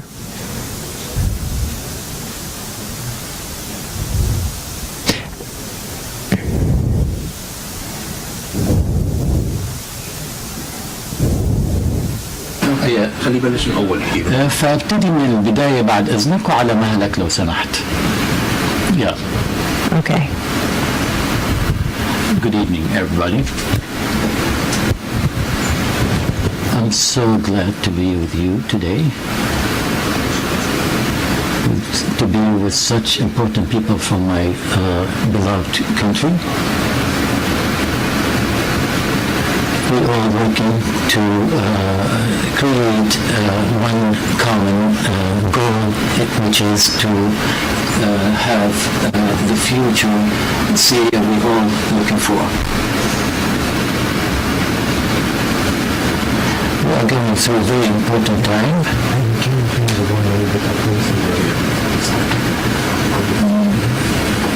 Everything we do today is going to affect our future tomorrow. The Syrian youth could prove themselves in a very short period. Yeah, استمر.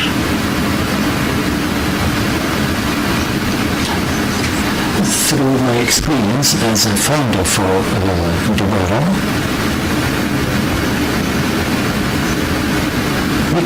we could achieve within less than a year very important achievements.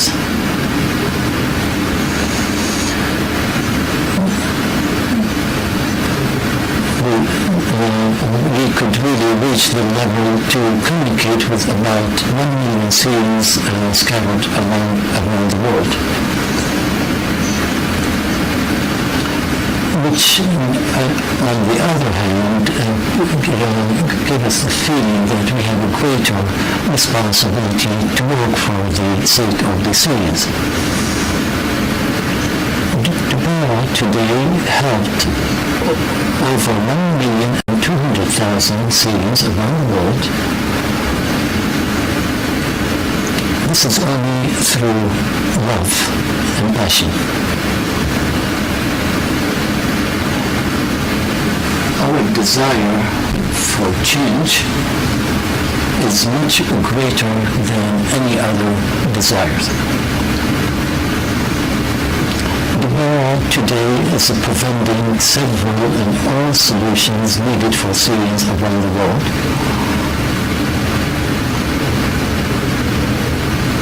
This is through offering services related to employment, providing investment opportunities, support the small projects,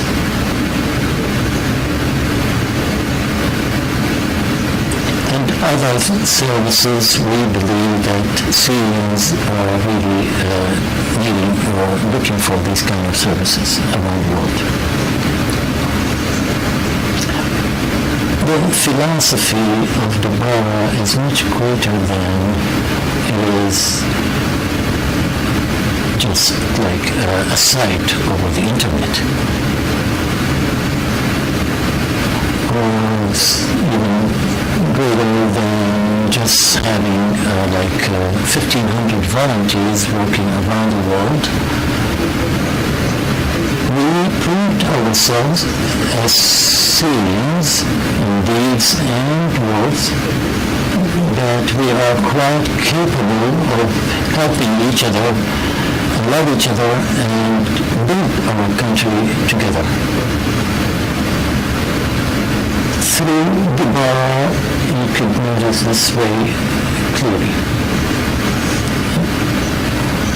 Unless every Syrian could notice that and could feel the love of Syrians toward each other.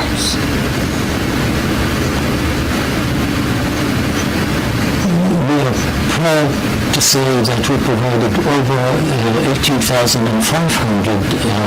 employment or investment opportunities where Syrians provided these opportunities to their brothers and sisters Syrians. And our idea for the future that we all work together, unified, to help each other.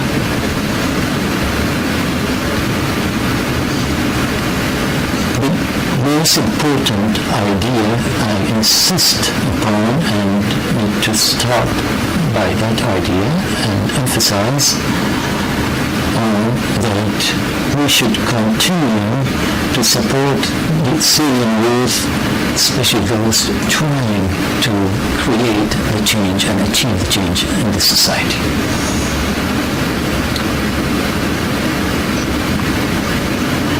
Society should be able to support these individuals in order for them to be capable to improve and develop the society. Dubai today provided support to 1 million people through the help and the hard work of 15 شخص through 15 people working with the bar administratively.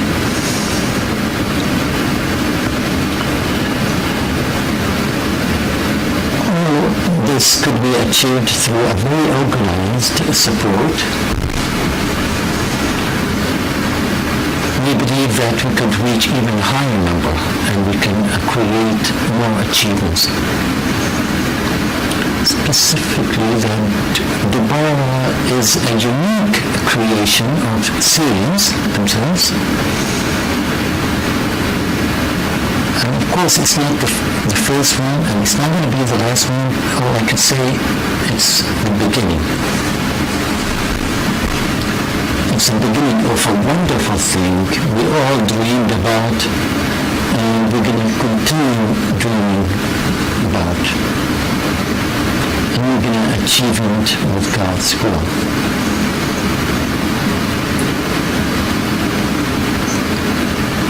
Today we're not only planning, we are working on them. We provided some tangible results. All Syrians today are under our vision and trying to provide educational opportunities, some educational grants also. And most importantly is to preserve a future generation that's going to be in charge of our country in the future. Unfortunately, our country through the last 3 years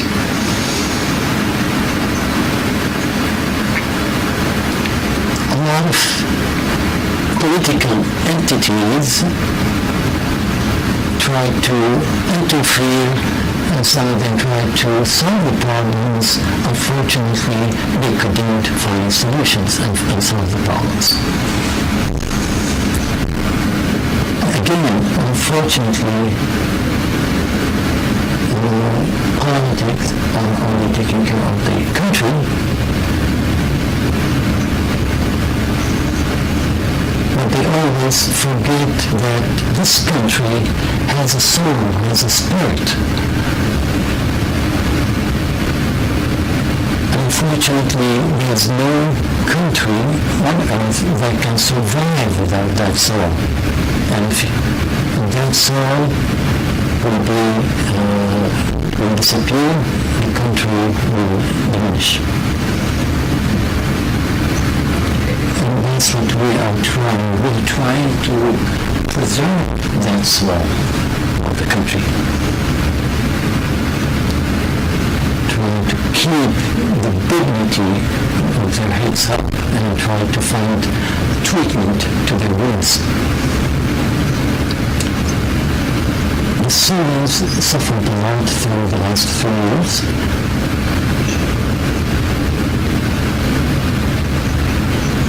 It was such a horrible and unique experience, never being experienced anywhere else.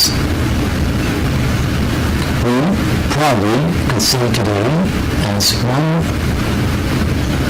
of the social ideas we participated through, we could say probably that we are building and finding a cure to that problem using love and passion.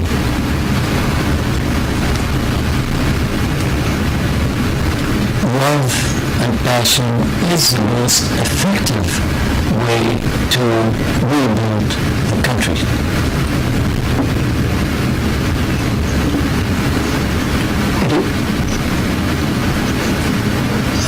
I'm quite happy and glad to deliver my ideas through the summit and through hardworking people.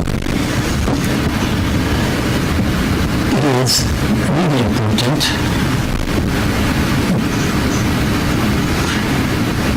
to really consider those creative people trying to help Syria.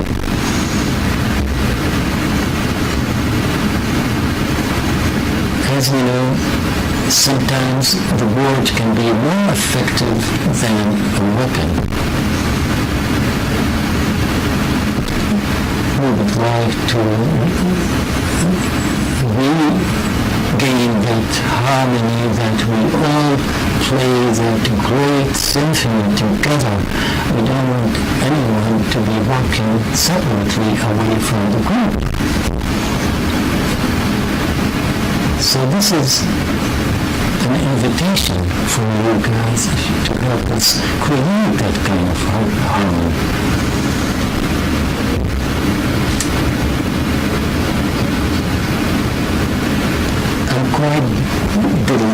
delighted today to see that there's some entity or people that are interested in taking care of some of the creative work, social creative kind of work.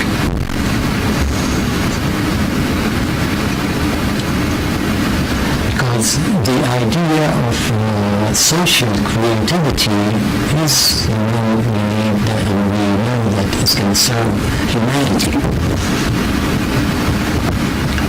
We in the bar respect the same citizen no matter what he belongs to. Ahmed. Without any consideration to his racial or sectarian background. We have all the rights, Syrians have all the rights, and that's why we are working to be able to rebuild this society using this justice and freedom methodology I just talked about. I would like to refer to a subject as building the future generations in another way, talking about today's children of today.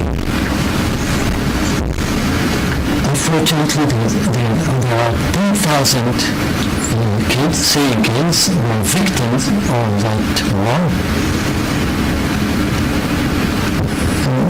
Those kids was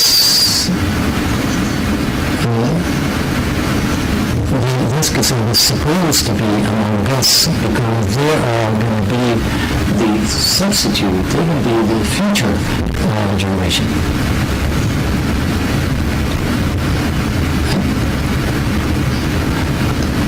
I know that nowadays generation is tired and because they are not providing or they're not getting their essential needs. Ahmed, if I can just interrupt real quick, I'm sorry we're running on time, but I think I think the audience doesn't necessarily have an idea of what you're also referring to. You guys can definitely check out the website.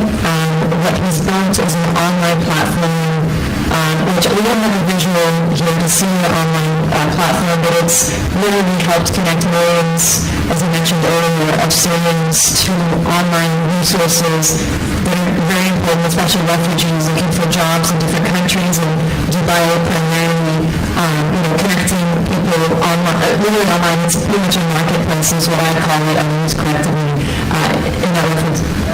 The email address or the website, I don't know what it is,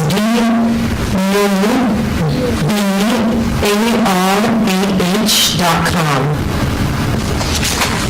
And they are on Facebook, and they're a really active network of pretty much Syrians helping Syrians, and that's pretty much what Ahmed is speaking to. Ahmed, I think we're having a little hard of a time here understanding the context of what we're talking about, and trying to give people here an understanding of what it is. But if we can, I know you have some wrap-up comments. We do have people, we must be good here in the house, but I know that people have questions for you, so I want to make it a little more interactive. The few is and Russian language. Okay. And so do one of you guys have a question about the work that he's doing? I mean, he is a social entrepreneur and has been now working with a lot of different entrepreneur networks on scaling up his idea. It's a technology-based innovation type thing, but again, is looking at creating sustainable solutions to identifying resources for refugees that go into different countries and realize what we want to do, how we connect with people. So does anyone have any questions to about Ahmed? We do have a question, Ahmed. Does I'm looking at it using English?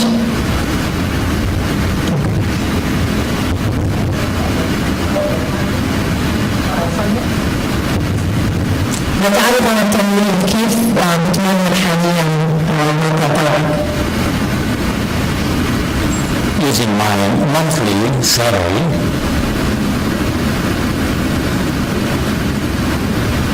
monthly 50 to 70% of my monthly salary is devoted to this side, and which in another way that meant that I had to change my lifestyle and go down a little bit notch to be able to face these expenses.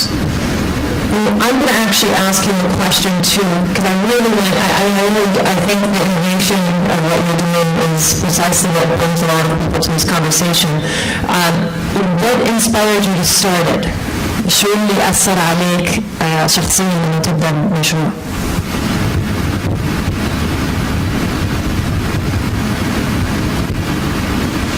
When I was alone living in Dubai, I was one of those looking for employment opportunity. For 3 months in Dubai, I was unemployed. There was nobody there to help me. I was eager, looking tirelessly for someone to help me, even with a minor thing like a piece of information or connect me with somebody. I got to the really lowest level of hopelessness. Especially that I used to work in Syria in an international company. I had the experience.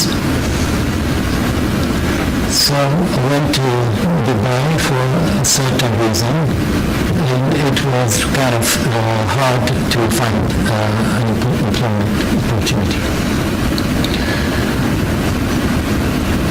So I stayed in Dubai for 6 months. Finally, after 6 months, I could find a job. Do you think, I should, this would be a good advice to give to all students to go there and wait for an employment opportunity? I don't think so. So I decided to create Dubai, which is going to be that faithful friend that will extend his hands to every Syrian living around the world.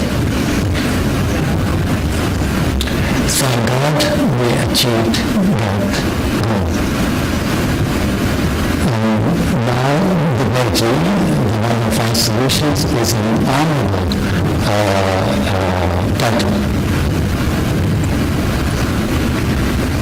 We receive on a daily basis over 100 messages from people willing to carry that title. So, okay, great. We have another question here, Ahmed, sorry. Ahmed, يعطيك العافية. Also, my name is Ahmed. Question to you, here in the U.S., we have a lot of resources, in engineering, in financial, a lot of resources that we can help you. I wonder if there's certain areas that you think maybe we can help you with, or something that we can really rally the community to support you in what you're doing. Please, let me know. Thank you very much. I'm so glad to meet people like yourself. You don't talk to us a lot, as a matter of fact, but I know there's some. Dubai is run by very professional people. All we need is funding. Our vision is for the next 3 years, after 3 years, to have the widest platform through the Middle East or probably around the world.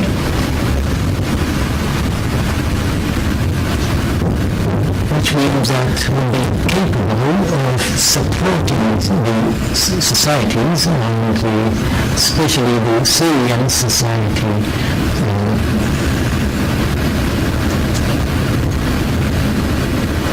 In addition, there's a very important topic that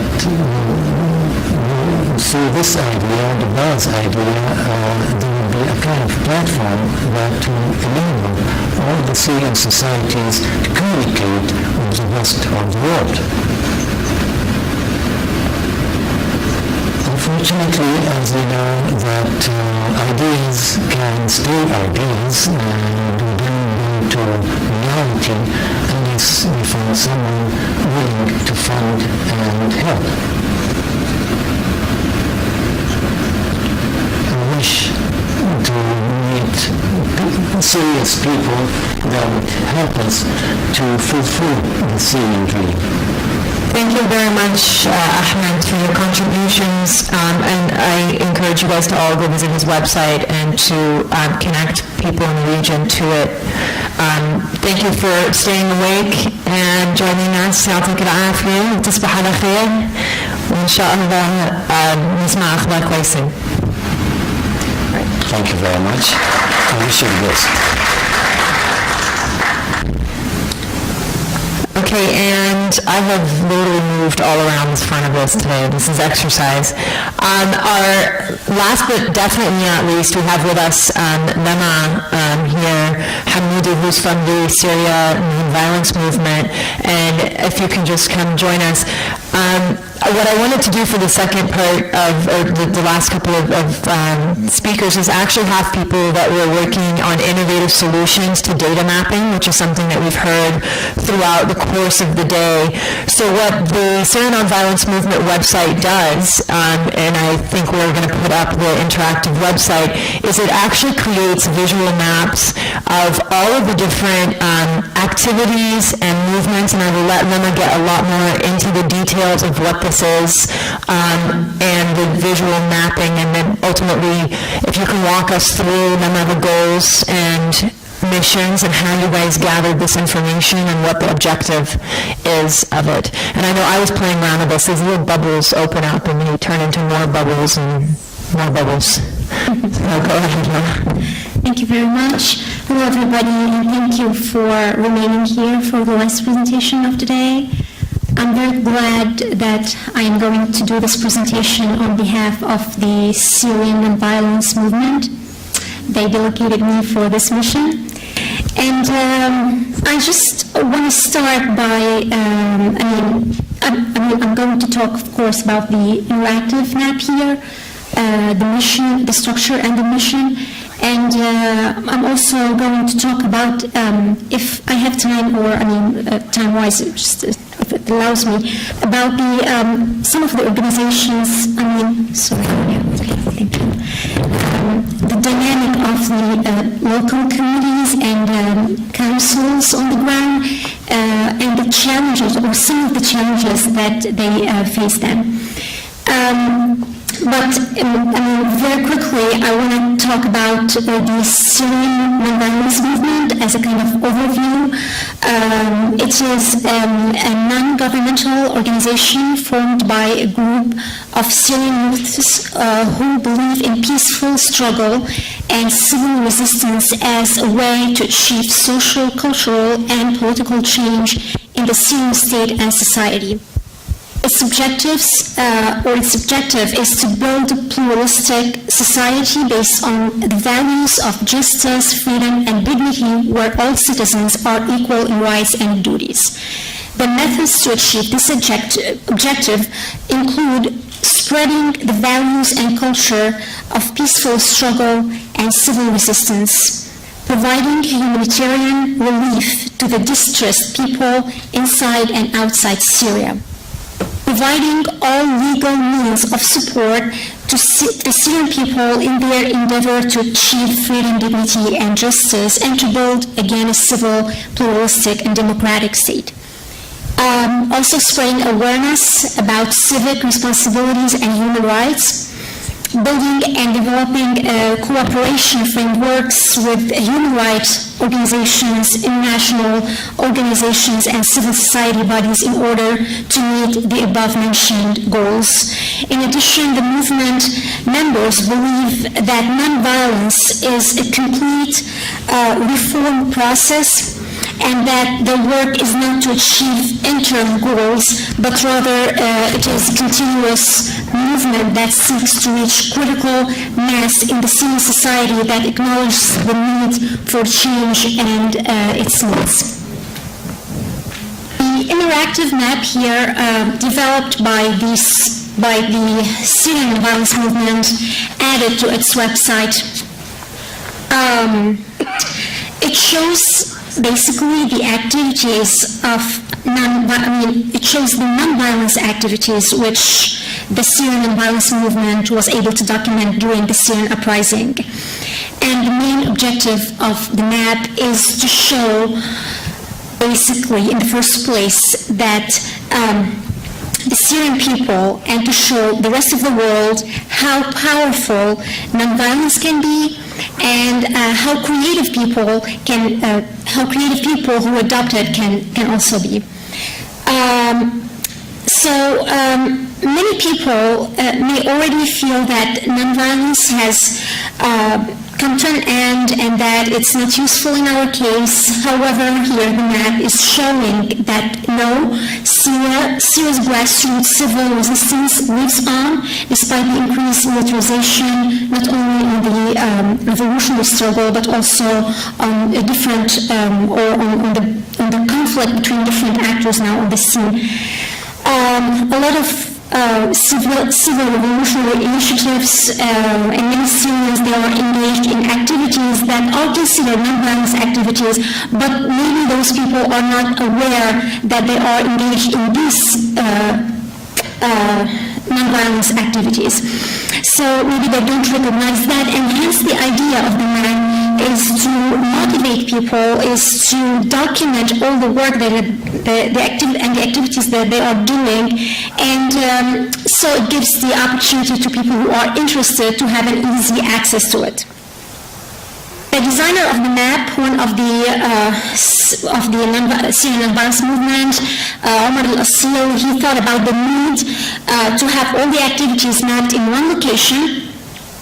And he formed the team from 4 members inside and outside Syria, and of course people who are inside, members who are inside, facing very difficulties and doing their work under harsh circumstances. They started, the members started to collect data, and it took about 2 to 3 months to get all the data. After that, Omar worked on the visualization and programming of it using some software such as G5 and Sigma. And then a project from Oxford Internet Institute helped him to make it in its current form. The data collection took a long time because there was no one location to find all this information, and so the team had to search pages and find contact with people who are responsible for the organizations and activities. The work on the map is still in progress. And there are many requests already from several organizations working on documentation and statistics of the revolution are reaching out to the map team to explain more about the map and how they can use it. So it is a continuous effort, and there is a form here that accepts, say, suggestions, additions, modifications to the map, and consequently we have this kind of updated version of the map nearly every month with more items and details added to it. So here you can just fill out the form.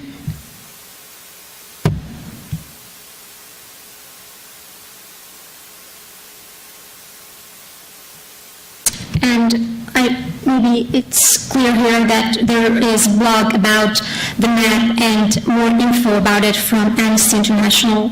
It might take a little bit of time.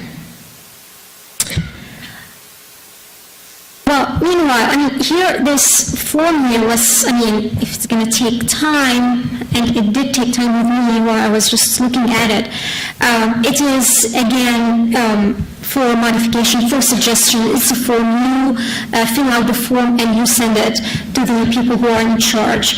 And here, if you, here's the form. So again, you fill it out and you submit it. Okay. Now, by clicking right on one of the bubbles here, each bubble represents an activity, a nonviolence activity, you would see, information, the name of this activity or the organization, and what it is. Zaytoon is a newspaper and magazine, for example, here.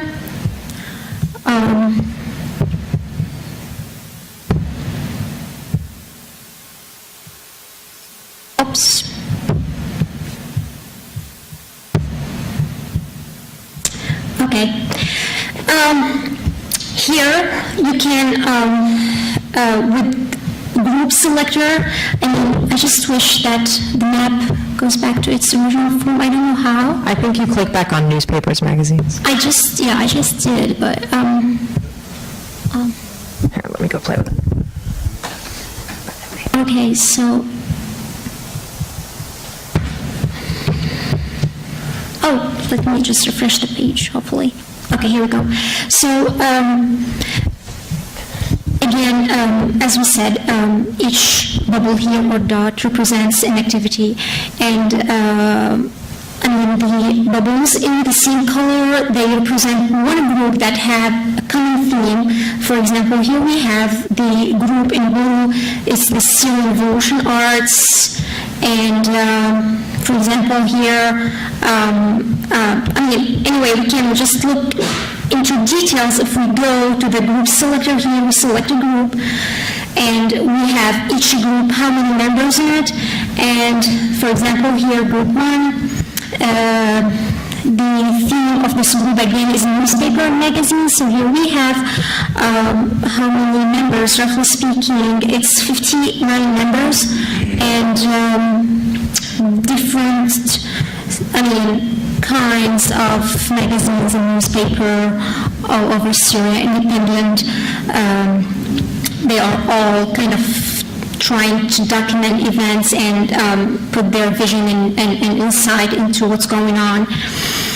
And of course, these groups, they, as you can tell, they interact with each other. And here's, sorry. Okay, no problem. I just wanted to talk about group 3, which has 187 members. It's the local committees group, or the coordinations.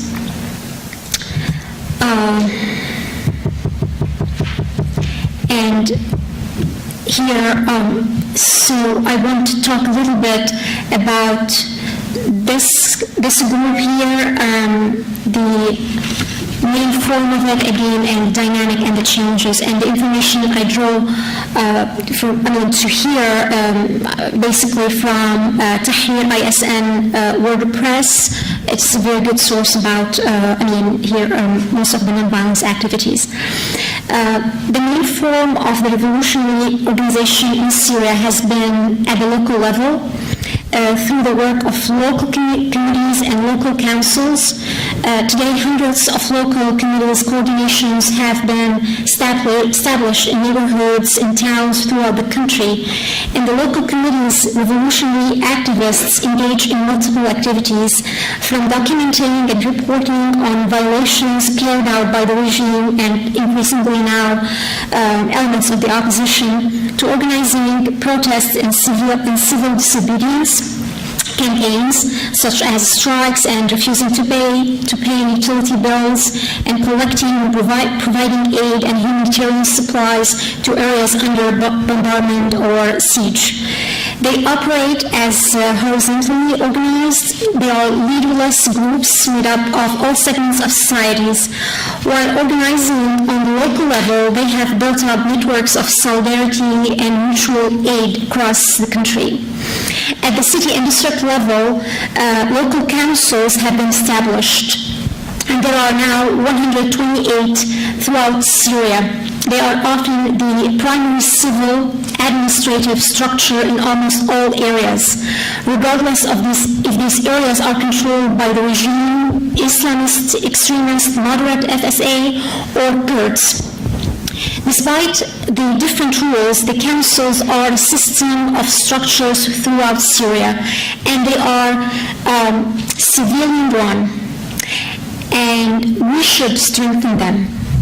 Why? Because they ensure the provision of basic services, and they coordinate with local committees, and they coordinate with armed resistance groups, and they maintain or try to maintain security.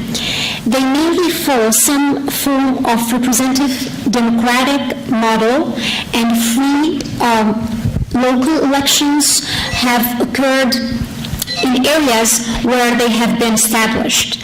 Something that has not happened in Syria, of course, for a long time. Some councils change their elected representatives every 3 months, and there is no leader among them. As the humanitarian situation has deteriorated, they have taken on an increasingly vital role, but they face many challenges. The scarcity of resources has meant that some have had to suspend work, such as happened in Aleppo. So an appeal for support to local councils, human rights activists, who's unfortunately now abducted, the great Razan Zaitouni, has said that we cannot continue to demand local councils to play their role without support and employment plans that assist them to do the simplest actions, helping civilians to survive under siege and shelling. These plans include providing potable water, collecting garbage from residential areas, and supporting projects that provide food from inside the besieged areas exposed to hunger. President Zaitouni also highlights the lack of resources that make local councils susceptible to the influence by armed groups, and that help is needed for them to be independent from the supporting parties that try to arm the region to establish their own agenda and their authority on the ground, rather than enable the neutrality as much as possible and make independent decisions. For example, we have one of the councils that suspended its work. It's the local council in Manbij, Aleppo, suspended its work actually in protest against the excess of the militant jihadist group, that's ISIS, in the town. Some local councils have been more successful and inclusive than others. And the most organized actually now are Daraya and Salahuddin in Aleppo, and Yabrud and Qamishlo.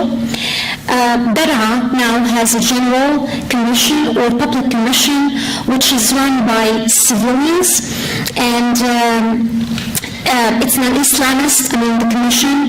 However, it's in tension with Islamists who control Daraa city but not the villages. Also here we can find, because I want to talk about this example, it's a very enlightening and a very positive example that gives us hope and also maintain our dream of change. Or Daraa with 1 R. So here are also the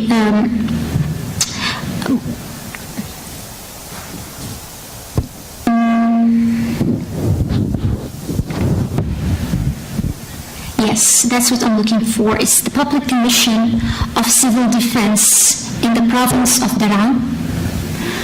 I don't know if it's going to open the Facebook. It's not going to open maybe the Facebook page for it. But this is the example I want to talk about here, and it's in green apparently. Okay. What I want to say quickly about this council is that, the commission, is that it's again in Daraa as the birthplace of The uprising is now also the birthplace of another kind of struggle, that is of extracting the state from the regime's grip and at the same time providing alternative to a militia rule. The General Commission for Civil Defense in Daraa was established in February 2013 after months of planning and hard work by a team of no more than 12 citizens. And one of the co-founder of the initiative, Zaydun Zabi, he gives his insights on how such successful establishment of a civil model of self-governance came about against all odds. And this kind of insights I found it on Syria Untold website. He said that this idea, and this is an example of seeing how organizations might connect and coordinate together or benefit from each other. The idea of establishing this commission came from came from the town of Douma, where Zaydun and his colleagues were first exposed to the town's experiment in self-governance. The General Commission for Civil Defense in Douma. This commission in Douma provided the motivation and template to establish a similar commission in liberated Daraa.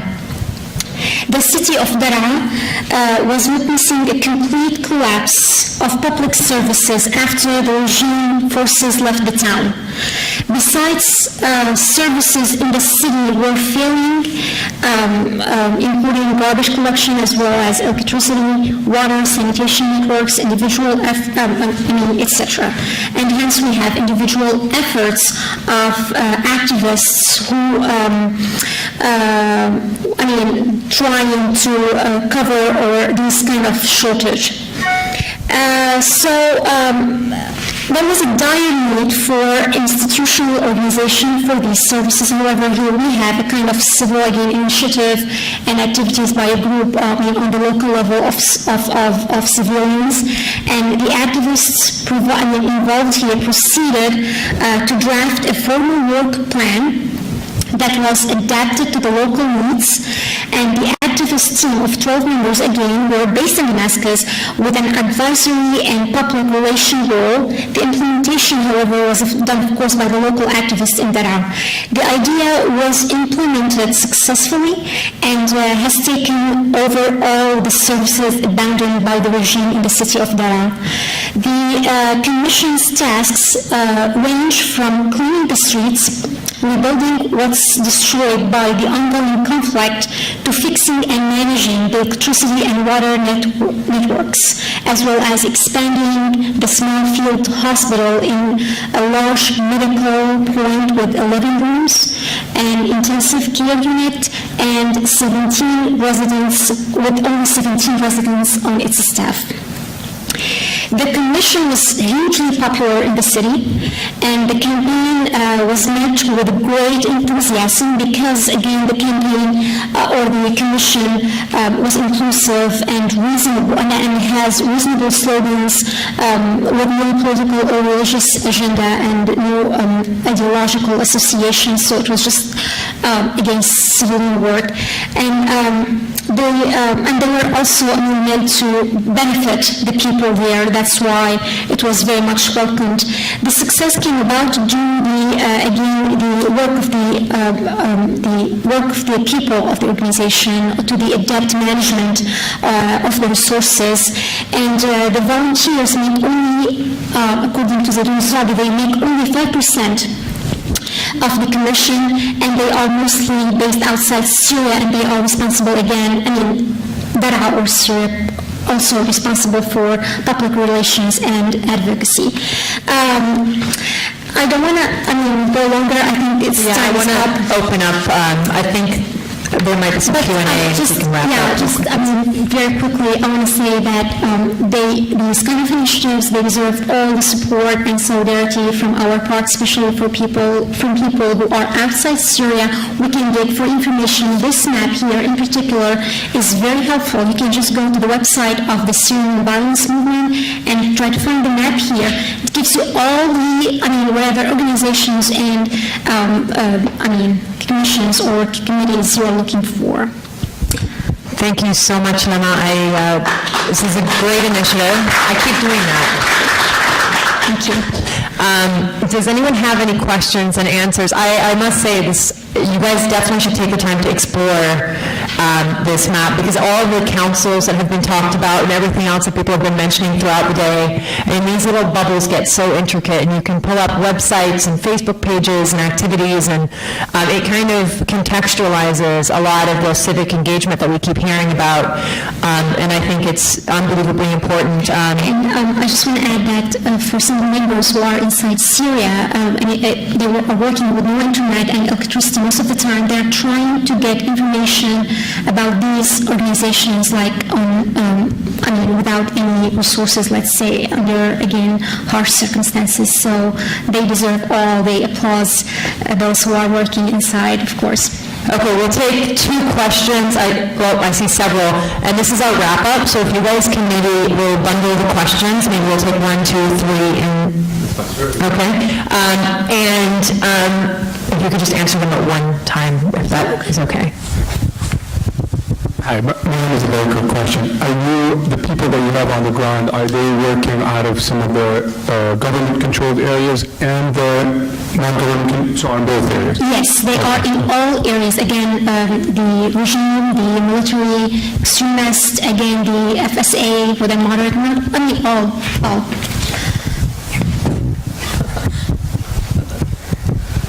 Thanks.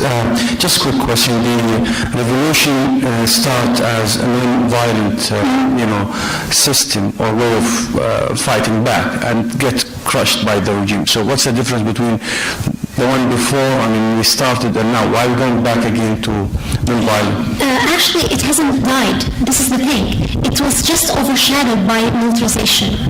It was just overshadowed by the military or the armed resistance. It complements, in other words, it has been, yes, exactly. It has been alive and well all the time. But again, it was just overshadowed. This is the sad part, unfortunately. And if you just look at the history of the revolution, again, you said it started as non-violent, and then after 6 months we started kind of the militarization, armed factions, and then at one point the militarization reached the peak, if we can say, and there's no other kind of activities that were talked about except the armed conflict and the FSA or other groups, military groups. Now, I believe, other members of the Syrian non-violence movement also believe that we are reaching another phase of the revolution, a phase in which we are kind of disillusioned by the use of arms. At least people are trying to find alternative sources because, okay, the civilian or say the non-violent resistance did not topple the regime, neither did the armed resistance. So here we are into this phase in which people are reaching out to alternatives. And again, those kind of activities and initiatives, they are regardless of the conflict. They are continuous efforts to change not only the regime, but also the society itself. We have a question, and then let's just go ahead and cut it off here. Hi, thank you for being with us today. I actually just finished writing a big research paper using primarily your source, so I can't tell you how incredible it was. It's an honor to be listening to you today. So I just have a question about what sort of support are you looking for from outside sources, and how do you balance outside support with still trying to keep the nonviolence movement largely grassroots, because that's sort of how it started and that's how it still is. Exactly. Like, for example, the presentation before this presentation, Dubai, right? It is, again, this kind of initiative has nothing to do with the conflict, and we heard Ahmed was saying that he dedicated part of his salary to this kind of work. So basically, I think whatever possible way of assistance that can be provided to those kind of activities is welcome. And again, you can just reach out to the website, to the Facebook page, to the people who are in charge. I mean, this is just, again, a connection thing, network, and you can get into the specific organization or committee that, has specific needs that we can help to meet. Thank you very much, Lynn. Appreciate your... Thank you. And if I can just make a few closing remarks and then tell you guys about tomorrow, I think a big part of what we constantly hear in the Washington talk is where are the people that are doing the stuff, and where is the statistics to show what needs to be done. And the more we can empower young entrepreneurs who are technologically savvy to start digitizing some of this content, the better we are going to be moving in the direction of creating an interim for what comes next. A big part of the conversation, and I know SRD is really trying to play a more active role in this sphere, is how do you currently work within crisis mode, but with a longer-term strategy. And I know some of the comments that came up today was, yes, we're in the midst of crisis, so how can we even consider redeveloping the country? Well, the reality is people need resources right now as we speak. People need water right now as we speak. People need sewage right now as we speak. So reconstruction and developing a country is not a thing for tomorrow, as all the speakers mentioned. It's a thing that we have to start strategizing for now with short-term projects that are built into a longer-term vision. And I think that's the goal of this conversation. That's the importance of showing also grassroots activism and programs, and really encouraging also bigger development contractors and different people working in this sphere in think tanks in Washington to start engaging more actively with Syrians who are passionate, resourceful, talented, and have a desire to give back to their countries of origin.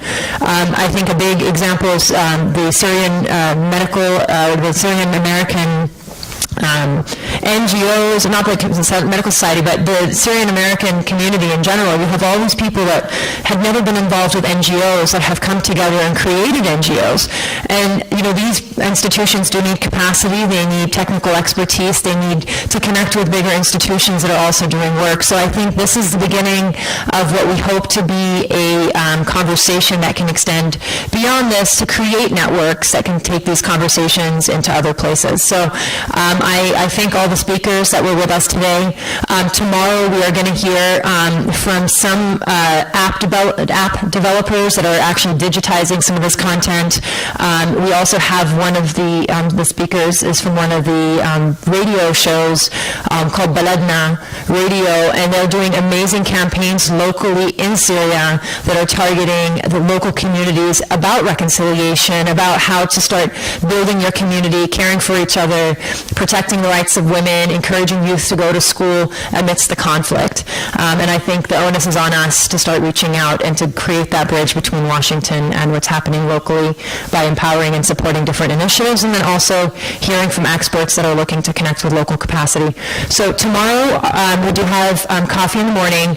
We have, tomorrow's going to shift it up a little bit. We're expecting a different attendee base too. There's a lot of people that couldn't join us today that are coming tomorrow, which we're excited about having. We're going to have workshops. The second half of the day are all going to be broken down workshops where it's time to roll up your sleeves, and we really want the conversations to not only be fruitful, but to create kind of tangible action items, which hopefully will grow into committees after it, creating more synergies between institutions working in the space.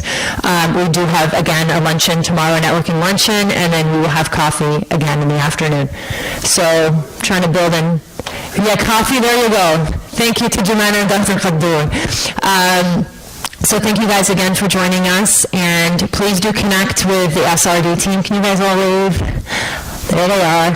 And so if you guys have any questions, and I know some people have asked for PDF copies of the report. If you do go to SRD's website, it is hyperlinked on there, so you guys can download the PDF on there, but we will be sure to send that out too. Thank you.